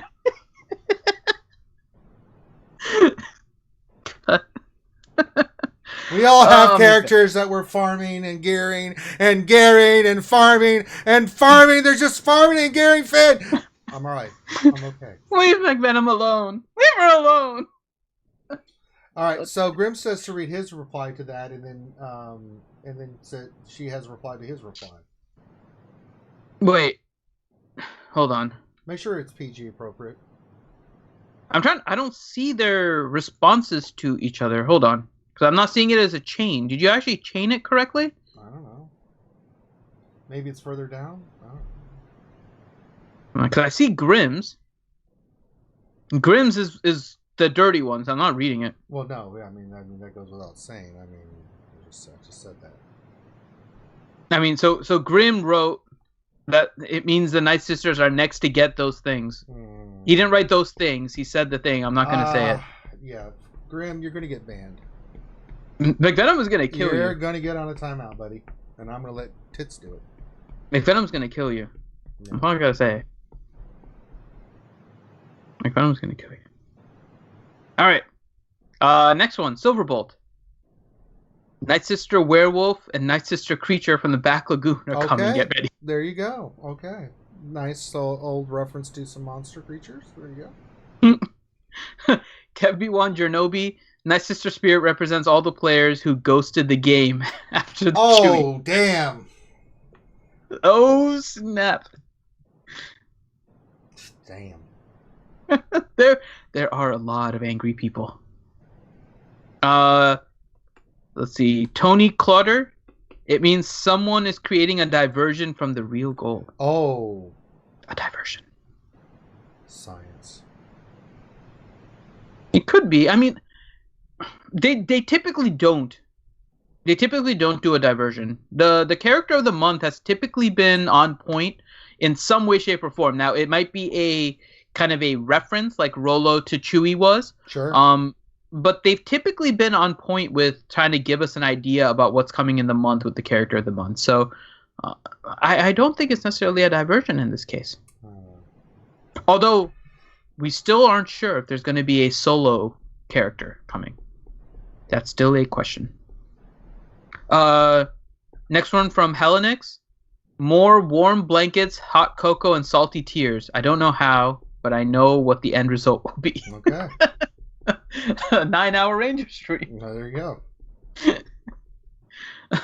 Darth Unlucky, Voltron, Master of Porg, Friend of Ewoks, and our Lord or Savior. Well, can we ban him? Because that's not what Voltron is. You're a bad man. In fact, drink some acid. Just gulp it all the way down. Treat it like a Budweiser. Revenator, the long-awaited general is coming to the game. And that would be... Nightsister Darth Jar Jar. Hashtag Revan is coming. Oh, little Eddie! Nightsister Darth Jar Jar. I have the weirdest image in my head of that now. Oh my god. Ouchie. Ouchie said it means 2 more Nightsisters added to the game. It very well could be. Fallon, really? Fallon said it means CG Carey lost a bet. Oh. Oh my god. Wow. That would be pretty interesting if Nightsister Spirit was because Carrie lost a bet somehow. Okay. Then we have let's see, Billy Gunn. He just wrote Porgs. I like you, Billy Gunn. There's another one who needs some liquid Drano in his Oh diet. no, he needs to be elevated. Not happening while I'm around, Dr. Finn. In fact, you shut your pie hole as well. I'm not in a good mood today, Dr. Finn. The Cubs are gone. All right. Next one. Fatality V2. Force Ghost Luke. Just journey him straight to the Force Ghost. Just skip everything else. Just journey him straight to the Force Ghost. Eastaris, Shard Shop currency. And then Revenator responded, Shard Shop rework inbound. Oh my god. And then DSP, who killed all the Nightsisters? That's my hashtag, or that's my answer. Hashtag save Arnold's channel at ArnoldT101. So if you don't know what he's talking about, Arnold made a post saying that if Grievous, he made a video saying that if Grievous wasn't reworked, he was gonna delete his channel. Yeah, right. What? That's what he said. He made a video. Was he being Get out of here. ironical? I haven't watched it yet because he posted it. When did he post it? He posted it at. He posted it yesterday. That's gotta be tongue in cheek. That can't be real. I don't know. I think Grievous getting a rework is happening. So. Yeah, I think that's like a trolling way of us kind of getting a hint that it's coming sooner than later. Because we all know he's not going to delete his channel. No. But he said if they don't get a Grievous rework by the end of the fiscal quarter, he's deleting his channel. That's what he wrote directly in there. Yeah. So. Clickbait indeed, hideous. All right. So we got that. We have one more surprise coming to you in a little bit, but first let's go ahead and get to some questions. Yeah, we have one more surprise. I don't have anything else downloaded, so I don't know what the hell you're talking about. No. It's nothing that you have to download. It's on the agenda. It's listed as number 17, but we'll get to it afterwards because she's not here yet. She's not here yet. Secrets. Juicy secrets. Well, I want to know what the secrets are, damn it. It's in the agenda. I know. Okay.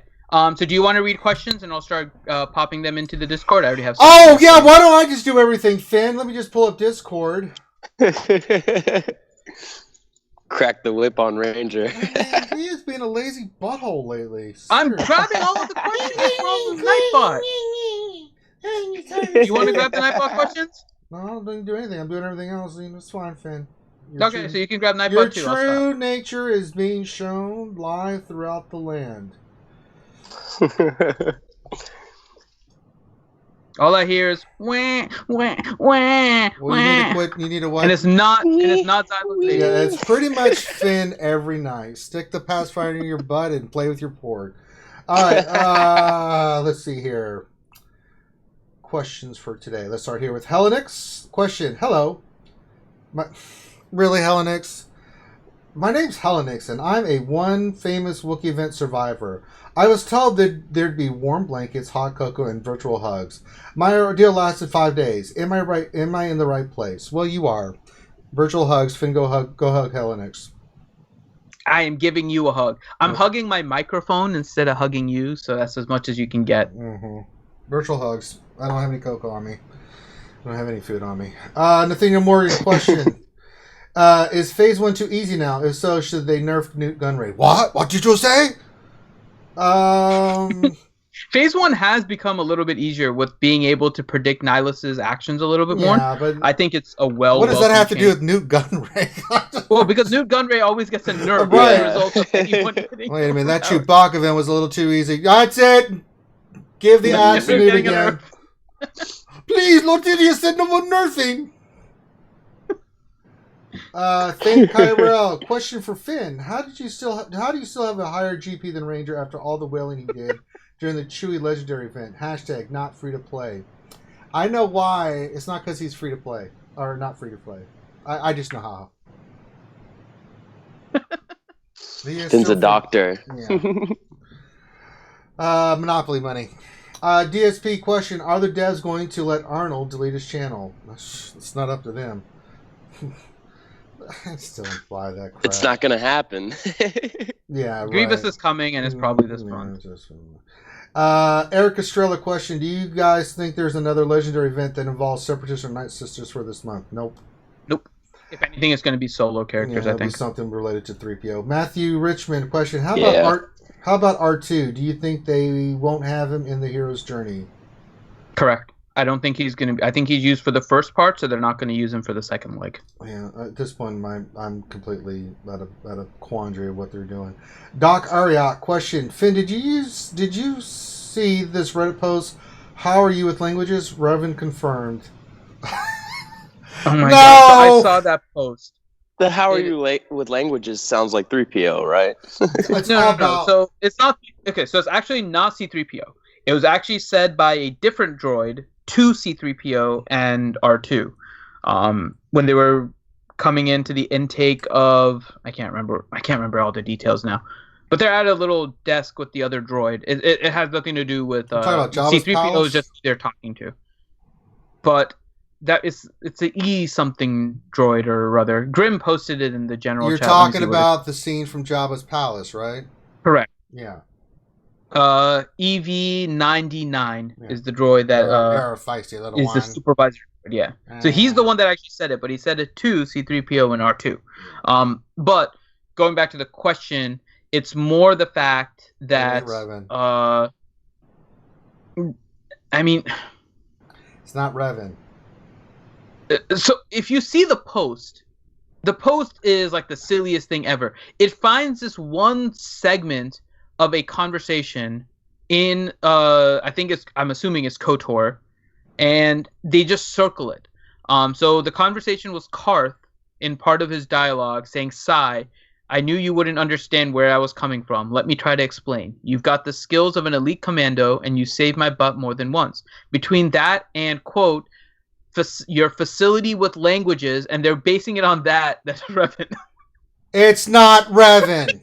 It's like Karth says your facility with languages. Oh, he used the word languages. That means Next question from Bradzo Sogagaga. Question. They did have a Christmas special with Ewoks, right? C-3PO could be a Christmas thing with Ewoks again. They did not have a Christmas special with Ewoks. I don't know what that is. It wasn't a Christmas special, but the movie came out at Christmas time. What movie? It was a December movie, right? The Ewok movie. Yeah, but it doesn't have C-3PO in it. Yeah, it doesn't have C-3PO. Plus C-3PO is probably this month with the way that they're giving the hints. Mm-hmm. So it's not going to be a December thing. Ziglet, question. Well, go ahead, sorry. Silo. Well, because all right, you made the Chewie event with bounty Excuse me. hunters. Sorry, bless you.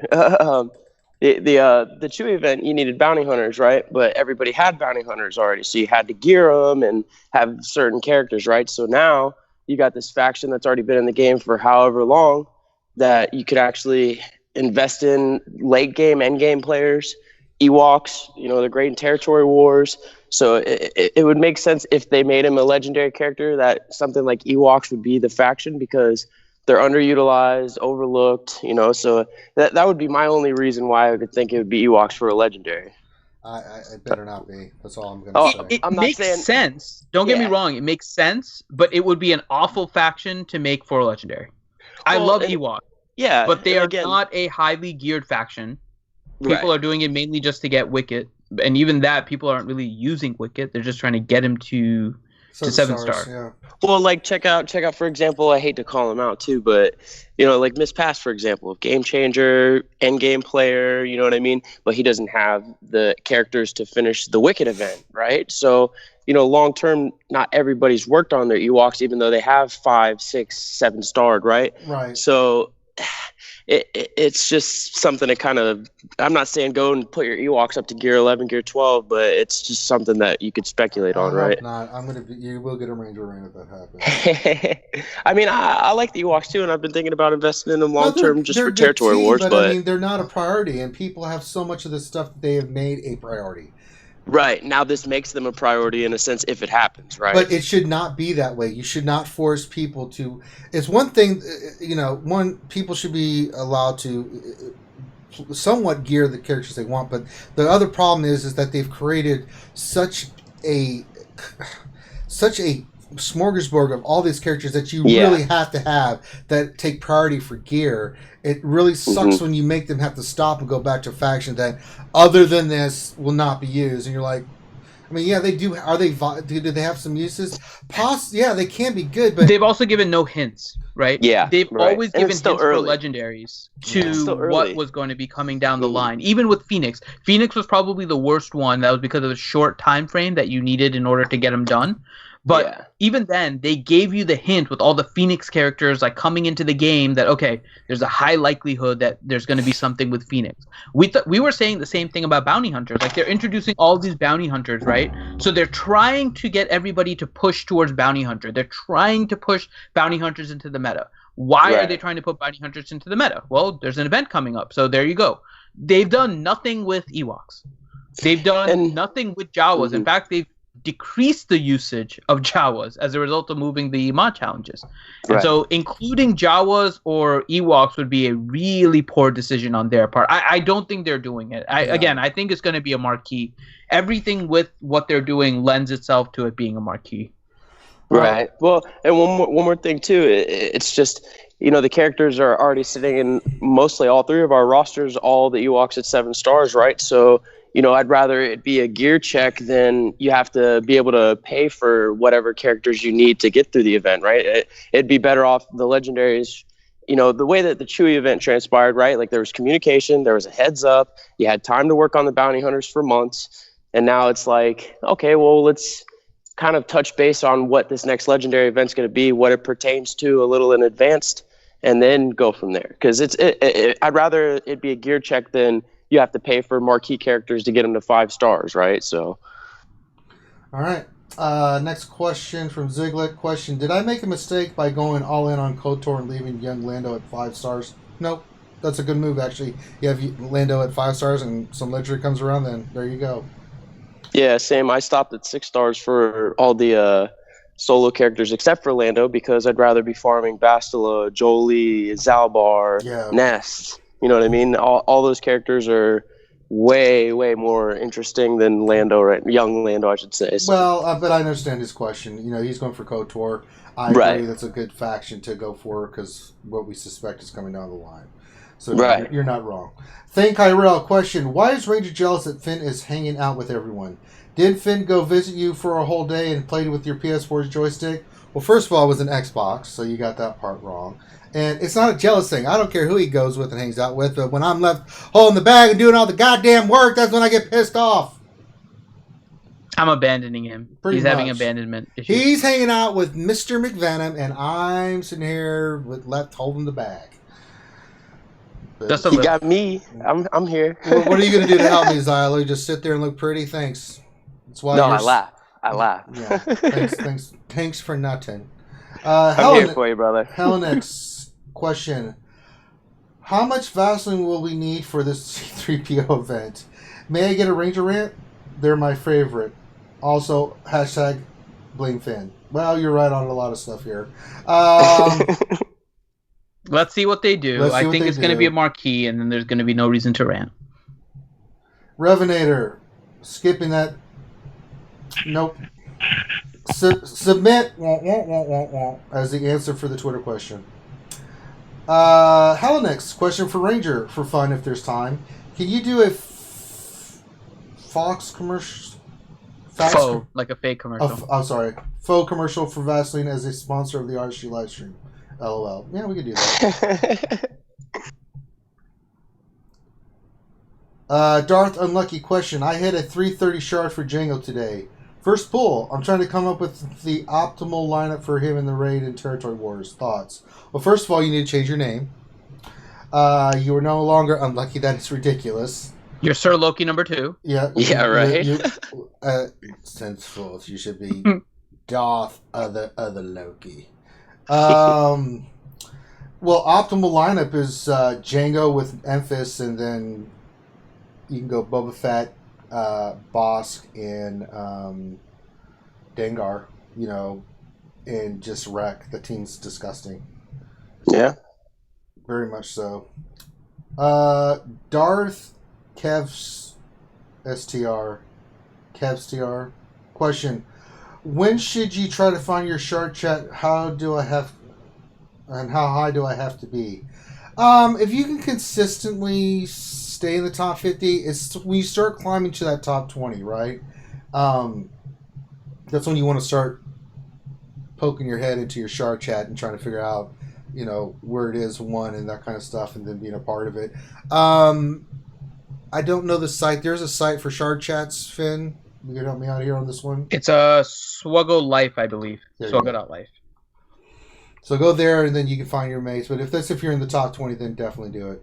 Yeah. Plus, if you ask other people, typically they'll be able to find, there's an officers chat, for other guild leaders and stuff. There's Territory Wars chat. So a lot of the officers are interconnected as well to help you find people.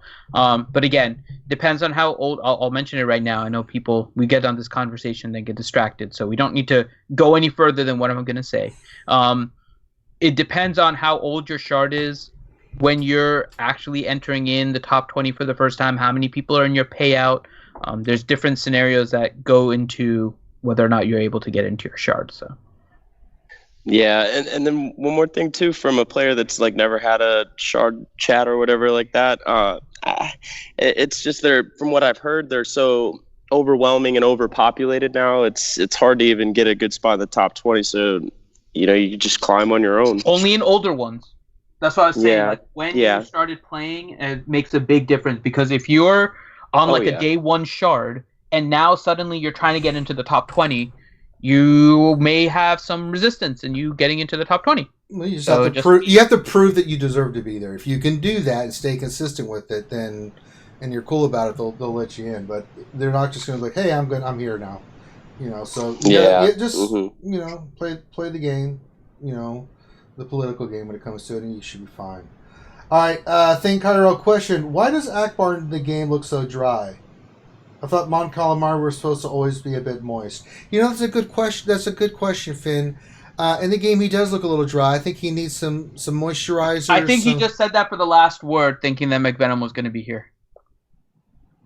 Moist.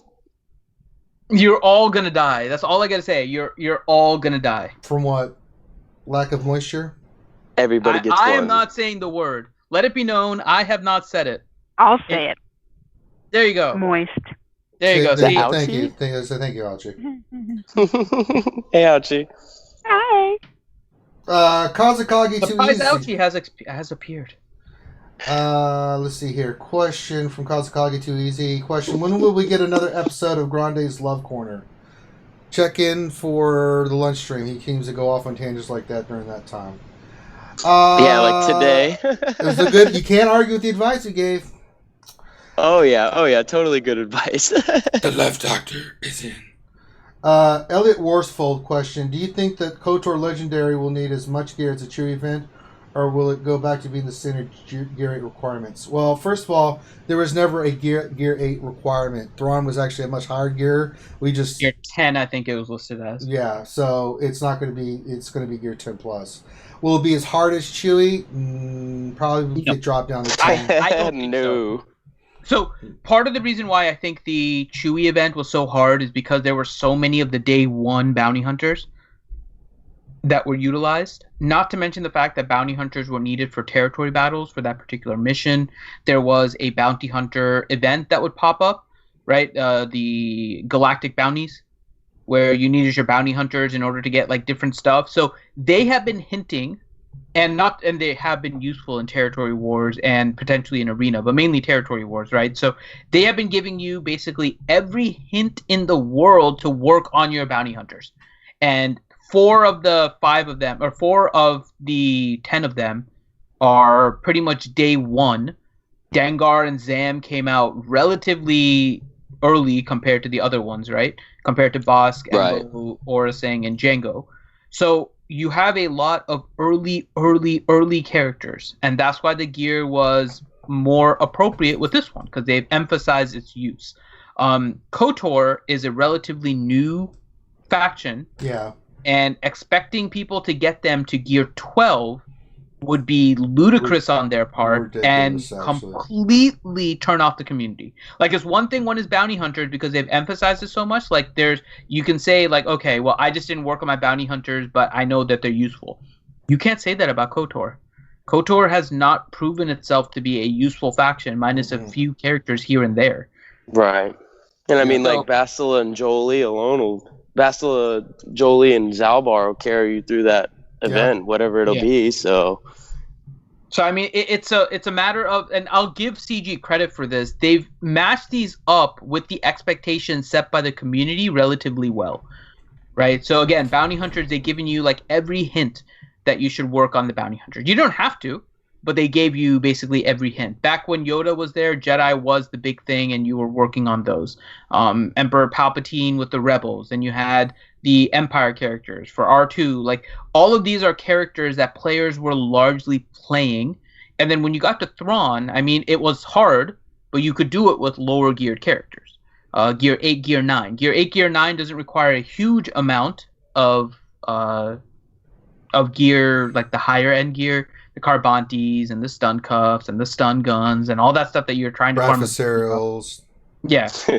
Well, and then the thing too, like, this is the first time we see this event, right? So like, remember the last time or the first time BB-8 came around and we had to use Phasma, right? So the second go around for the people who didn't get BB-8 the first time got to use their crew leads.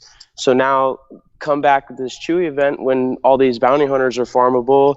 You know, you could be seeing people do it with Embo lead for a 7-star Chewie or Sing lead or Django. So like I heard somebody actually full autoed the tier 7 event with a Django Fett lead and fell asleep while they were doing it. So that just shows the simplicity with the newer characters when the event circle back around. So yeah, so I don't expect them to make it that difficult for the KOTOR one.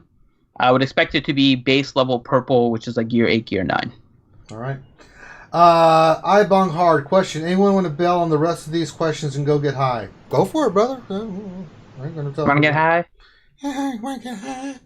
Why not do both? Oh. Don't forget to take a towel. That's a funny name, by the way. I'm so high. Shadowvel question. Do you think they will incorporate the father, son, and daughter in the game? Maybe in the future. I mean, the 3 Celestials. What tags would they have? What would they do? You know, how would you make it a faction, right? They could use that. Yeah, I could see them doing that. That would be kind of cool. You know, but it's not like it's like Porkins, right? So it's a possibility. I am sad they're not introducing Porkins. Right? You know, imagine Porkins with Wedge and Biggs. If you're facing a TIE Advance, Porkins just automatically explodes. IPD rebel. No, he doesn't kill anything. He just explodes. That's it. You're gone. So if a TIE advance comes off the reinforcements, boom, Porkins is gone. Oh, that's all you hear. You get the wow, wow, wow noise, and then you bring TIE advance off reinforcements, and all of a sudden, Got a problem here. Pull up. Porkins. I can handle it. Pull up. All right. Next question. Michael Longby question. With all the game changer testing done with Aura Singh, what was found to be the other 4 bounty hunters under the orderly that put up the most P3 heroic Sith raid damage? Someone, I don't know. You're starting to fade out a little bit on me there, Ranger. That's not my fault that your mic sucks. Well, I would say all offensive attackers, right? I mean, I don't know the exact comp, but Django, Boba. It's not full bounty hunter. Oh, it's not. Well, that's not what the question was. No, Full but bounty hunter though, yeah. he's asking about the team that's being used in Phase 3, right? Yeah, or lead. Yeah, so the team is Aura, Embo, I'm trying to remember. It's Boba, Pookie. Boba, Dengar, and then Enfys. Because Enfys is the one that doesn't stealth. So it's not all bounty hunters. That's what I was trying to say. Like the Aura lead, Okay, yeah, you that's stealth right. everyone besides Enfys, and you let And then Enfys take the Enfys, damage. Yeah, I could So see that. it's Aura, Boba, Embo, Dengar, and Enfys. That was the team for Phase 3. It's kind of like the old arena team, like with Maul lead, and you got Kylo Ren, original Kylo Ren. Yeah, so you kind of draw the fire. Yep, exactly the same stuff. So you don't use 4 bounty. If you use all 4 bounty hunters, then everyone is going to stealth, and that defeats the purpose. You want somebody that can just take a beating, and that's what Ness does. All right. If everyone's stealth, nobody's stealth. Let's see here. Last question, Blackbeard Premium question. Late 2019 is the Disney streaming service with one of the shows being The Mandalorian. Thoughts? Bring it. I have no idea. I haven't seen much about this, but I'm down. I would love if it's about Boba Fett or something along those lines. I love The Mandalorians. Always have. Oh, yeah, it'd be totally cool to see some Mandalorian faction tag.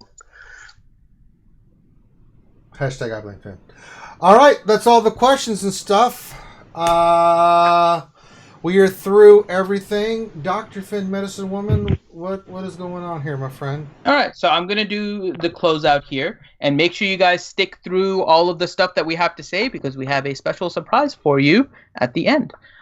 So, that being said, thank you for watching the Reality Skewed Gamers live stream. We are at 120 episodes, goddamn. We do this every week, Wednesday nights at 8 p.m. Eastern Time, where we go through the news and notes from the past week and give you an idea about what you can do in order to prepare for all the stuff coming into the game. Then we also have on Saturday mornings, Jedi Academy at 8 a.m. Eastern, or 10 a.m. Eastern. Goddamn, I don't want to make it earlier. 10 a.m. Eastern Time. Yeah, please don't. Where we answer questions for about 2 hours with a great panel of YouTubers like Warrior Presents, who a couple weeks ago gave us the lowdown on Chewie live on the stream. We also have T-Money, good old Maurice, part of Operation Metaverse. We have Jedi Master Adastra. We have Mike Hunt. And, of course, we have the RSG crew, minus myself for this week, which Ranger's upset at me about. So make sure you guys join us and bring your questions for that 2-hour question and answer stream.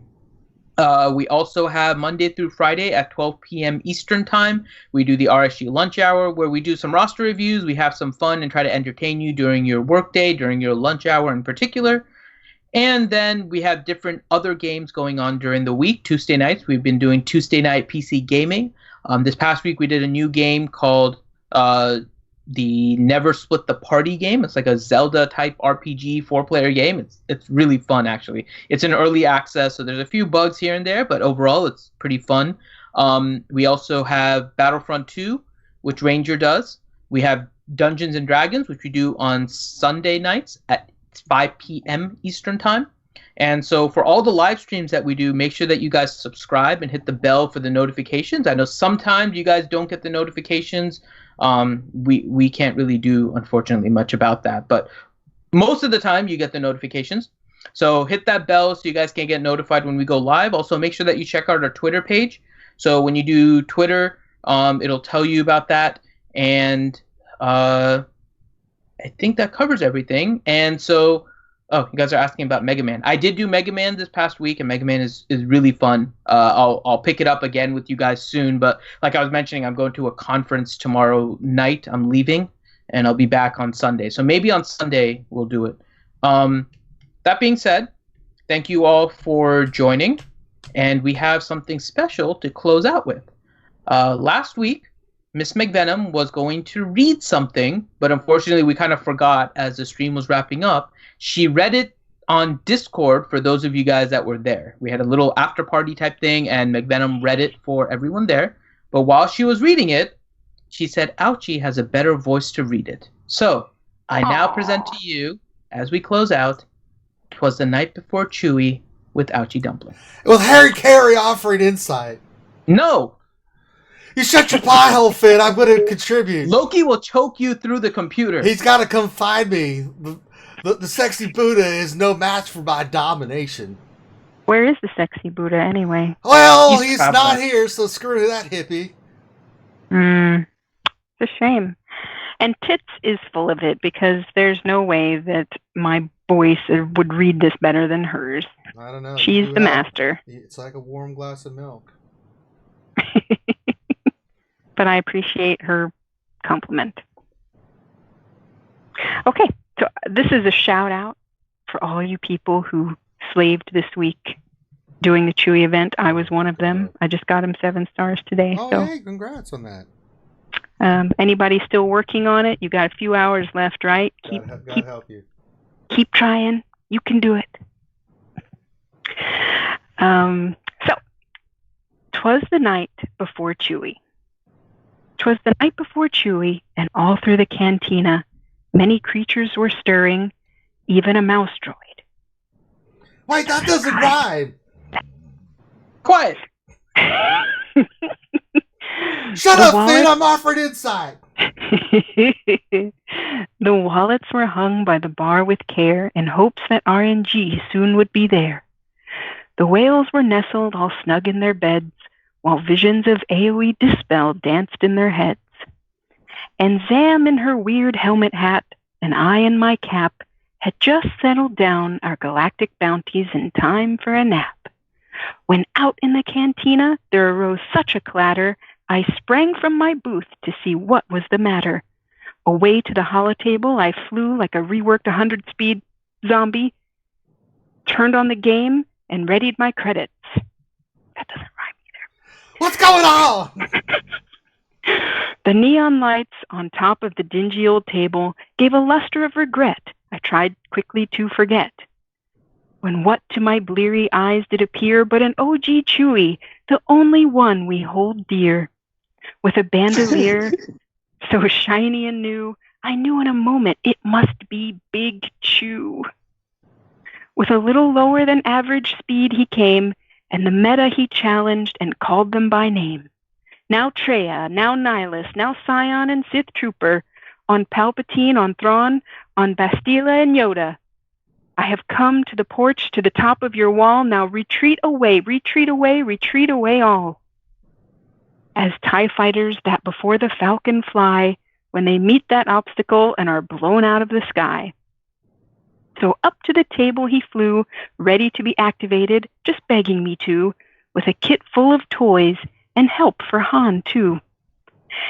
And then in a twinkling I heard on the table my bounty hunters gathering their rope and cable.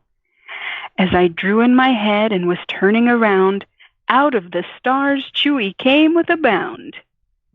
He was dressed all in fur from his head to his foot, and his fur was all tarnished with grease and soot. A kit of ass-kicking he had flung on his back, and looked so much better than a Marquee at 5 shards a pack. His basic, how it twinkled, tenacity down, how merry! His pulverized was better than a rose, his bowcaster more stunning than a cherry. His huge gun was drawn up like a bow, his uniques as pure as the freshly lain snow. The end of his gun he held tight in his hands, laughing as he scoffed at so many Hans. He had a broad face and a giant round belly that shook when he laughed and turned palp to jelly. He was chubby and furry, a right jolly old Wookiee, and I laughed when I saw him, knowing my hunters would eat him up like a cookie. But a wink of his eye and a twist of his head soon gave me to know I had a lot to dread. He spoke not a word, but went straight to his work. He crushed my boba, then killed Zam like a jerk. And laying a finger on the side of gun, he beat down my Dengar in 88 until there was only one. He sprang up, ready to pounce, and to his team he gave a look that made me sad, as then attacked and crushed my poor cad. But I heard him exclaim, ere he went out of sight, "Happy Chewy Day to all, and to all spend money on gear to get me tonight." So Don't spend money on that event, please. Don't spend money on it. So with That was really good. So with that, thank you all for watching this episode of Reality Skewed Gamers live stream, and we'll catch you next time.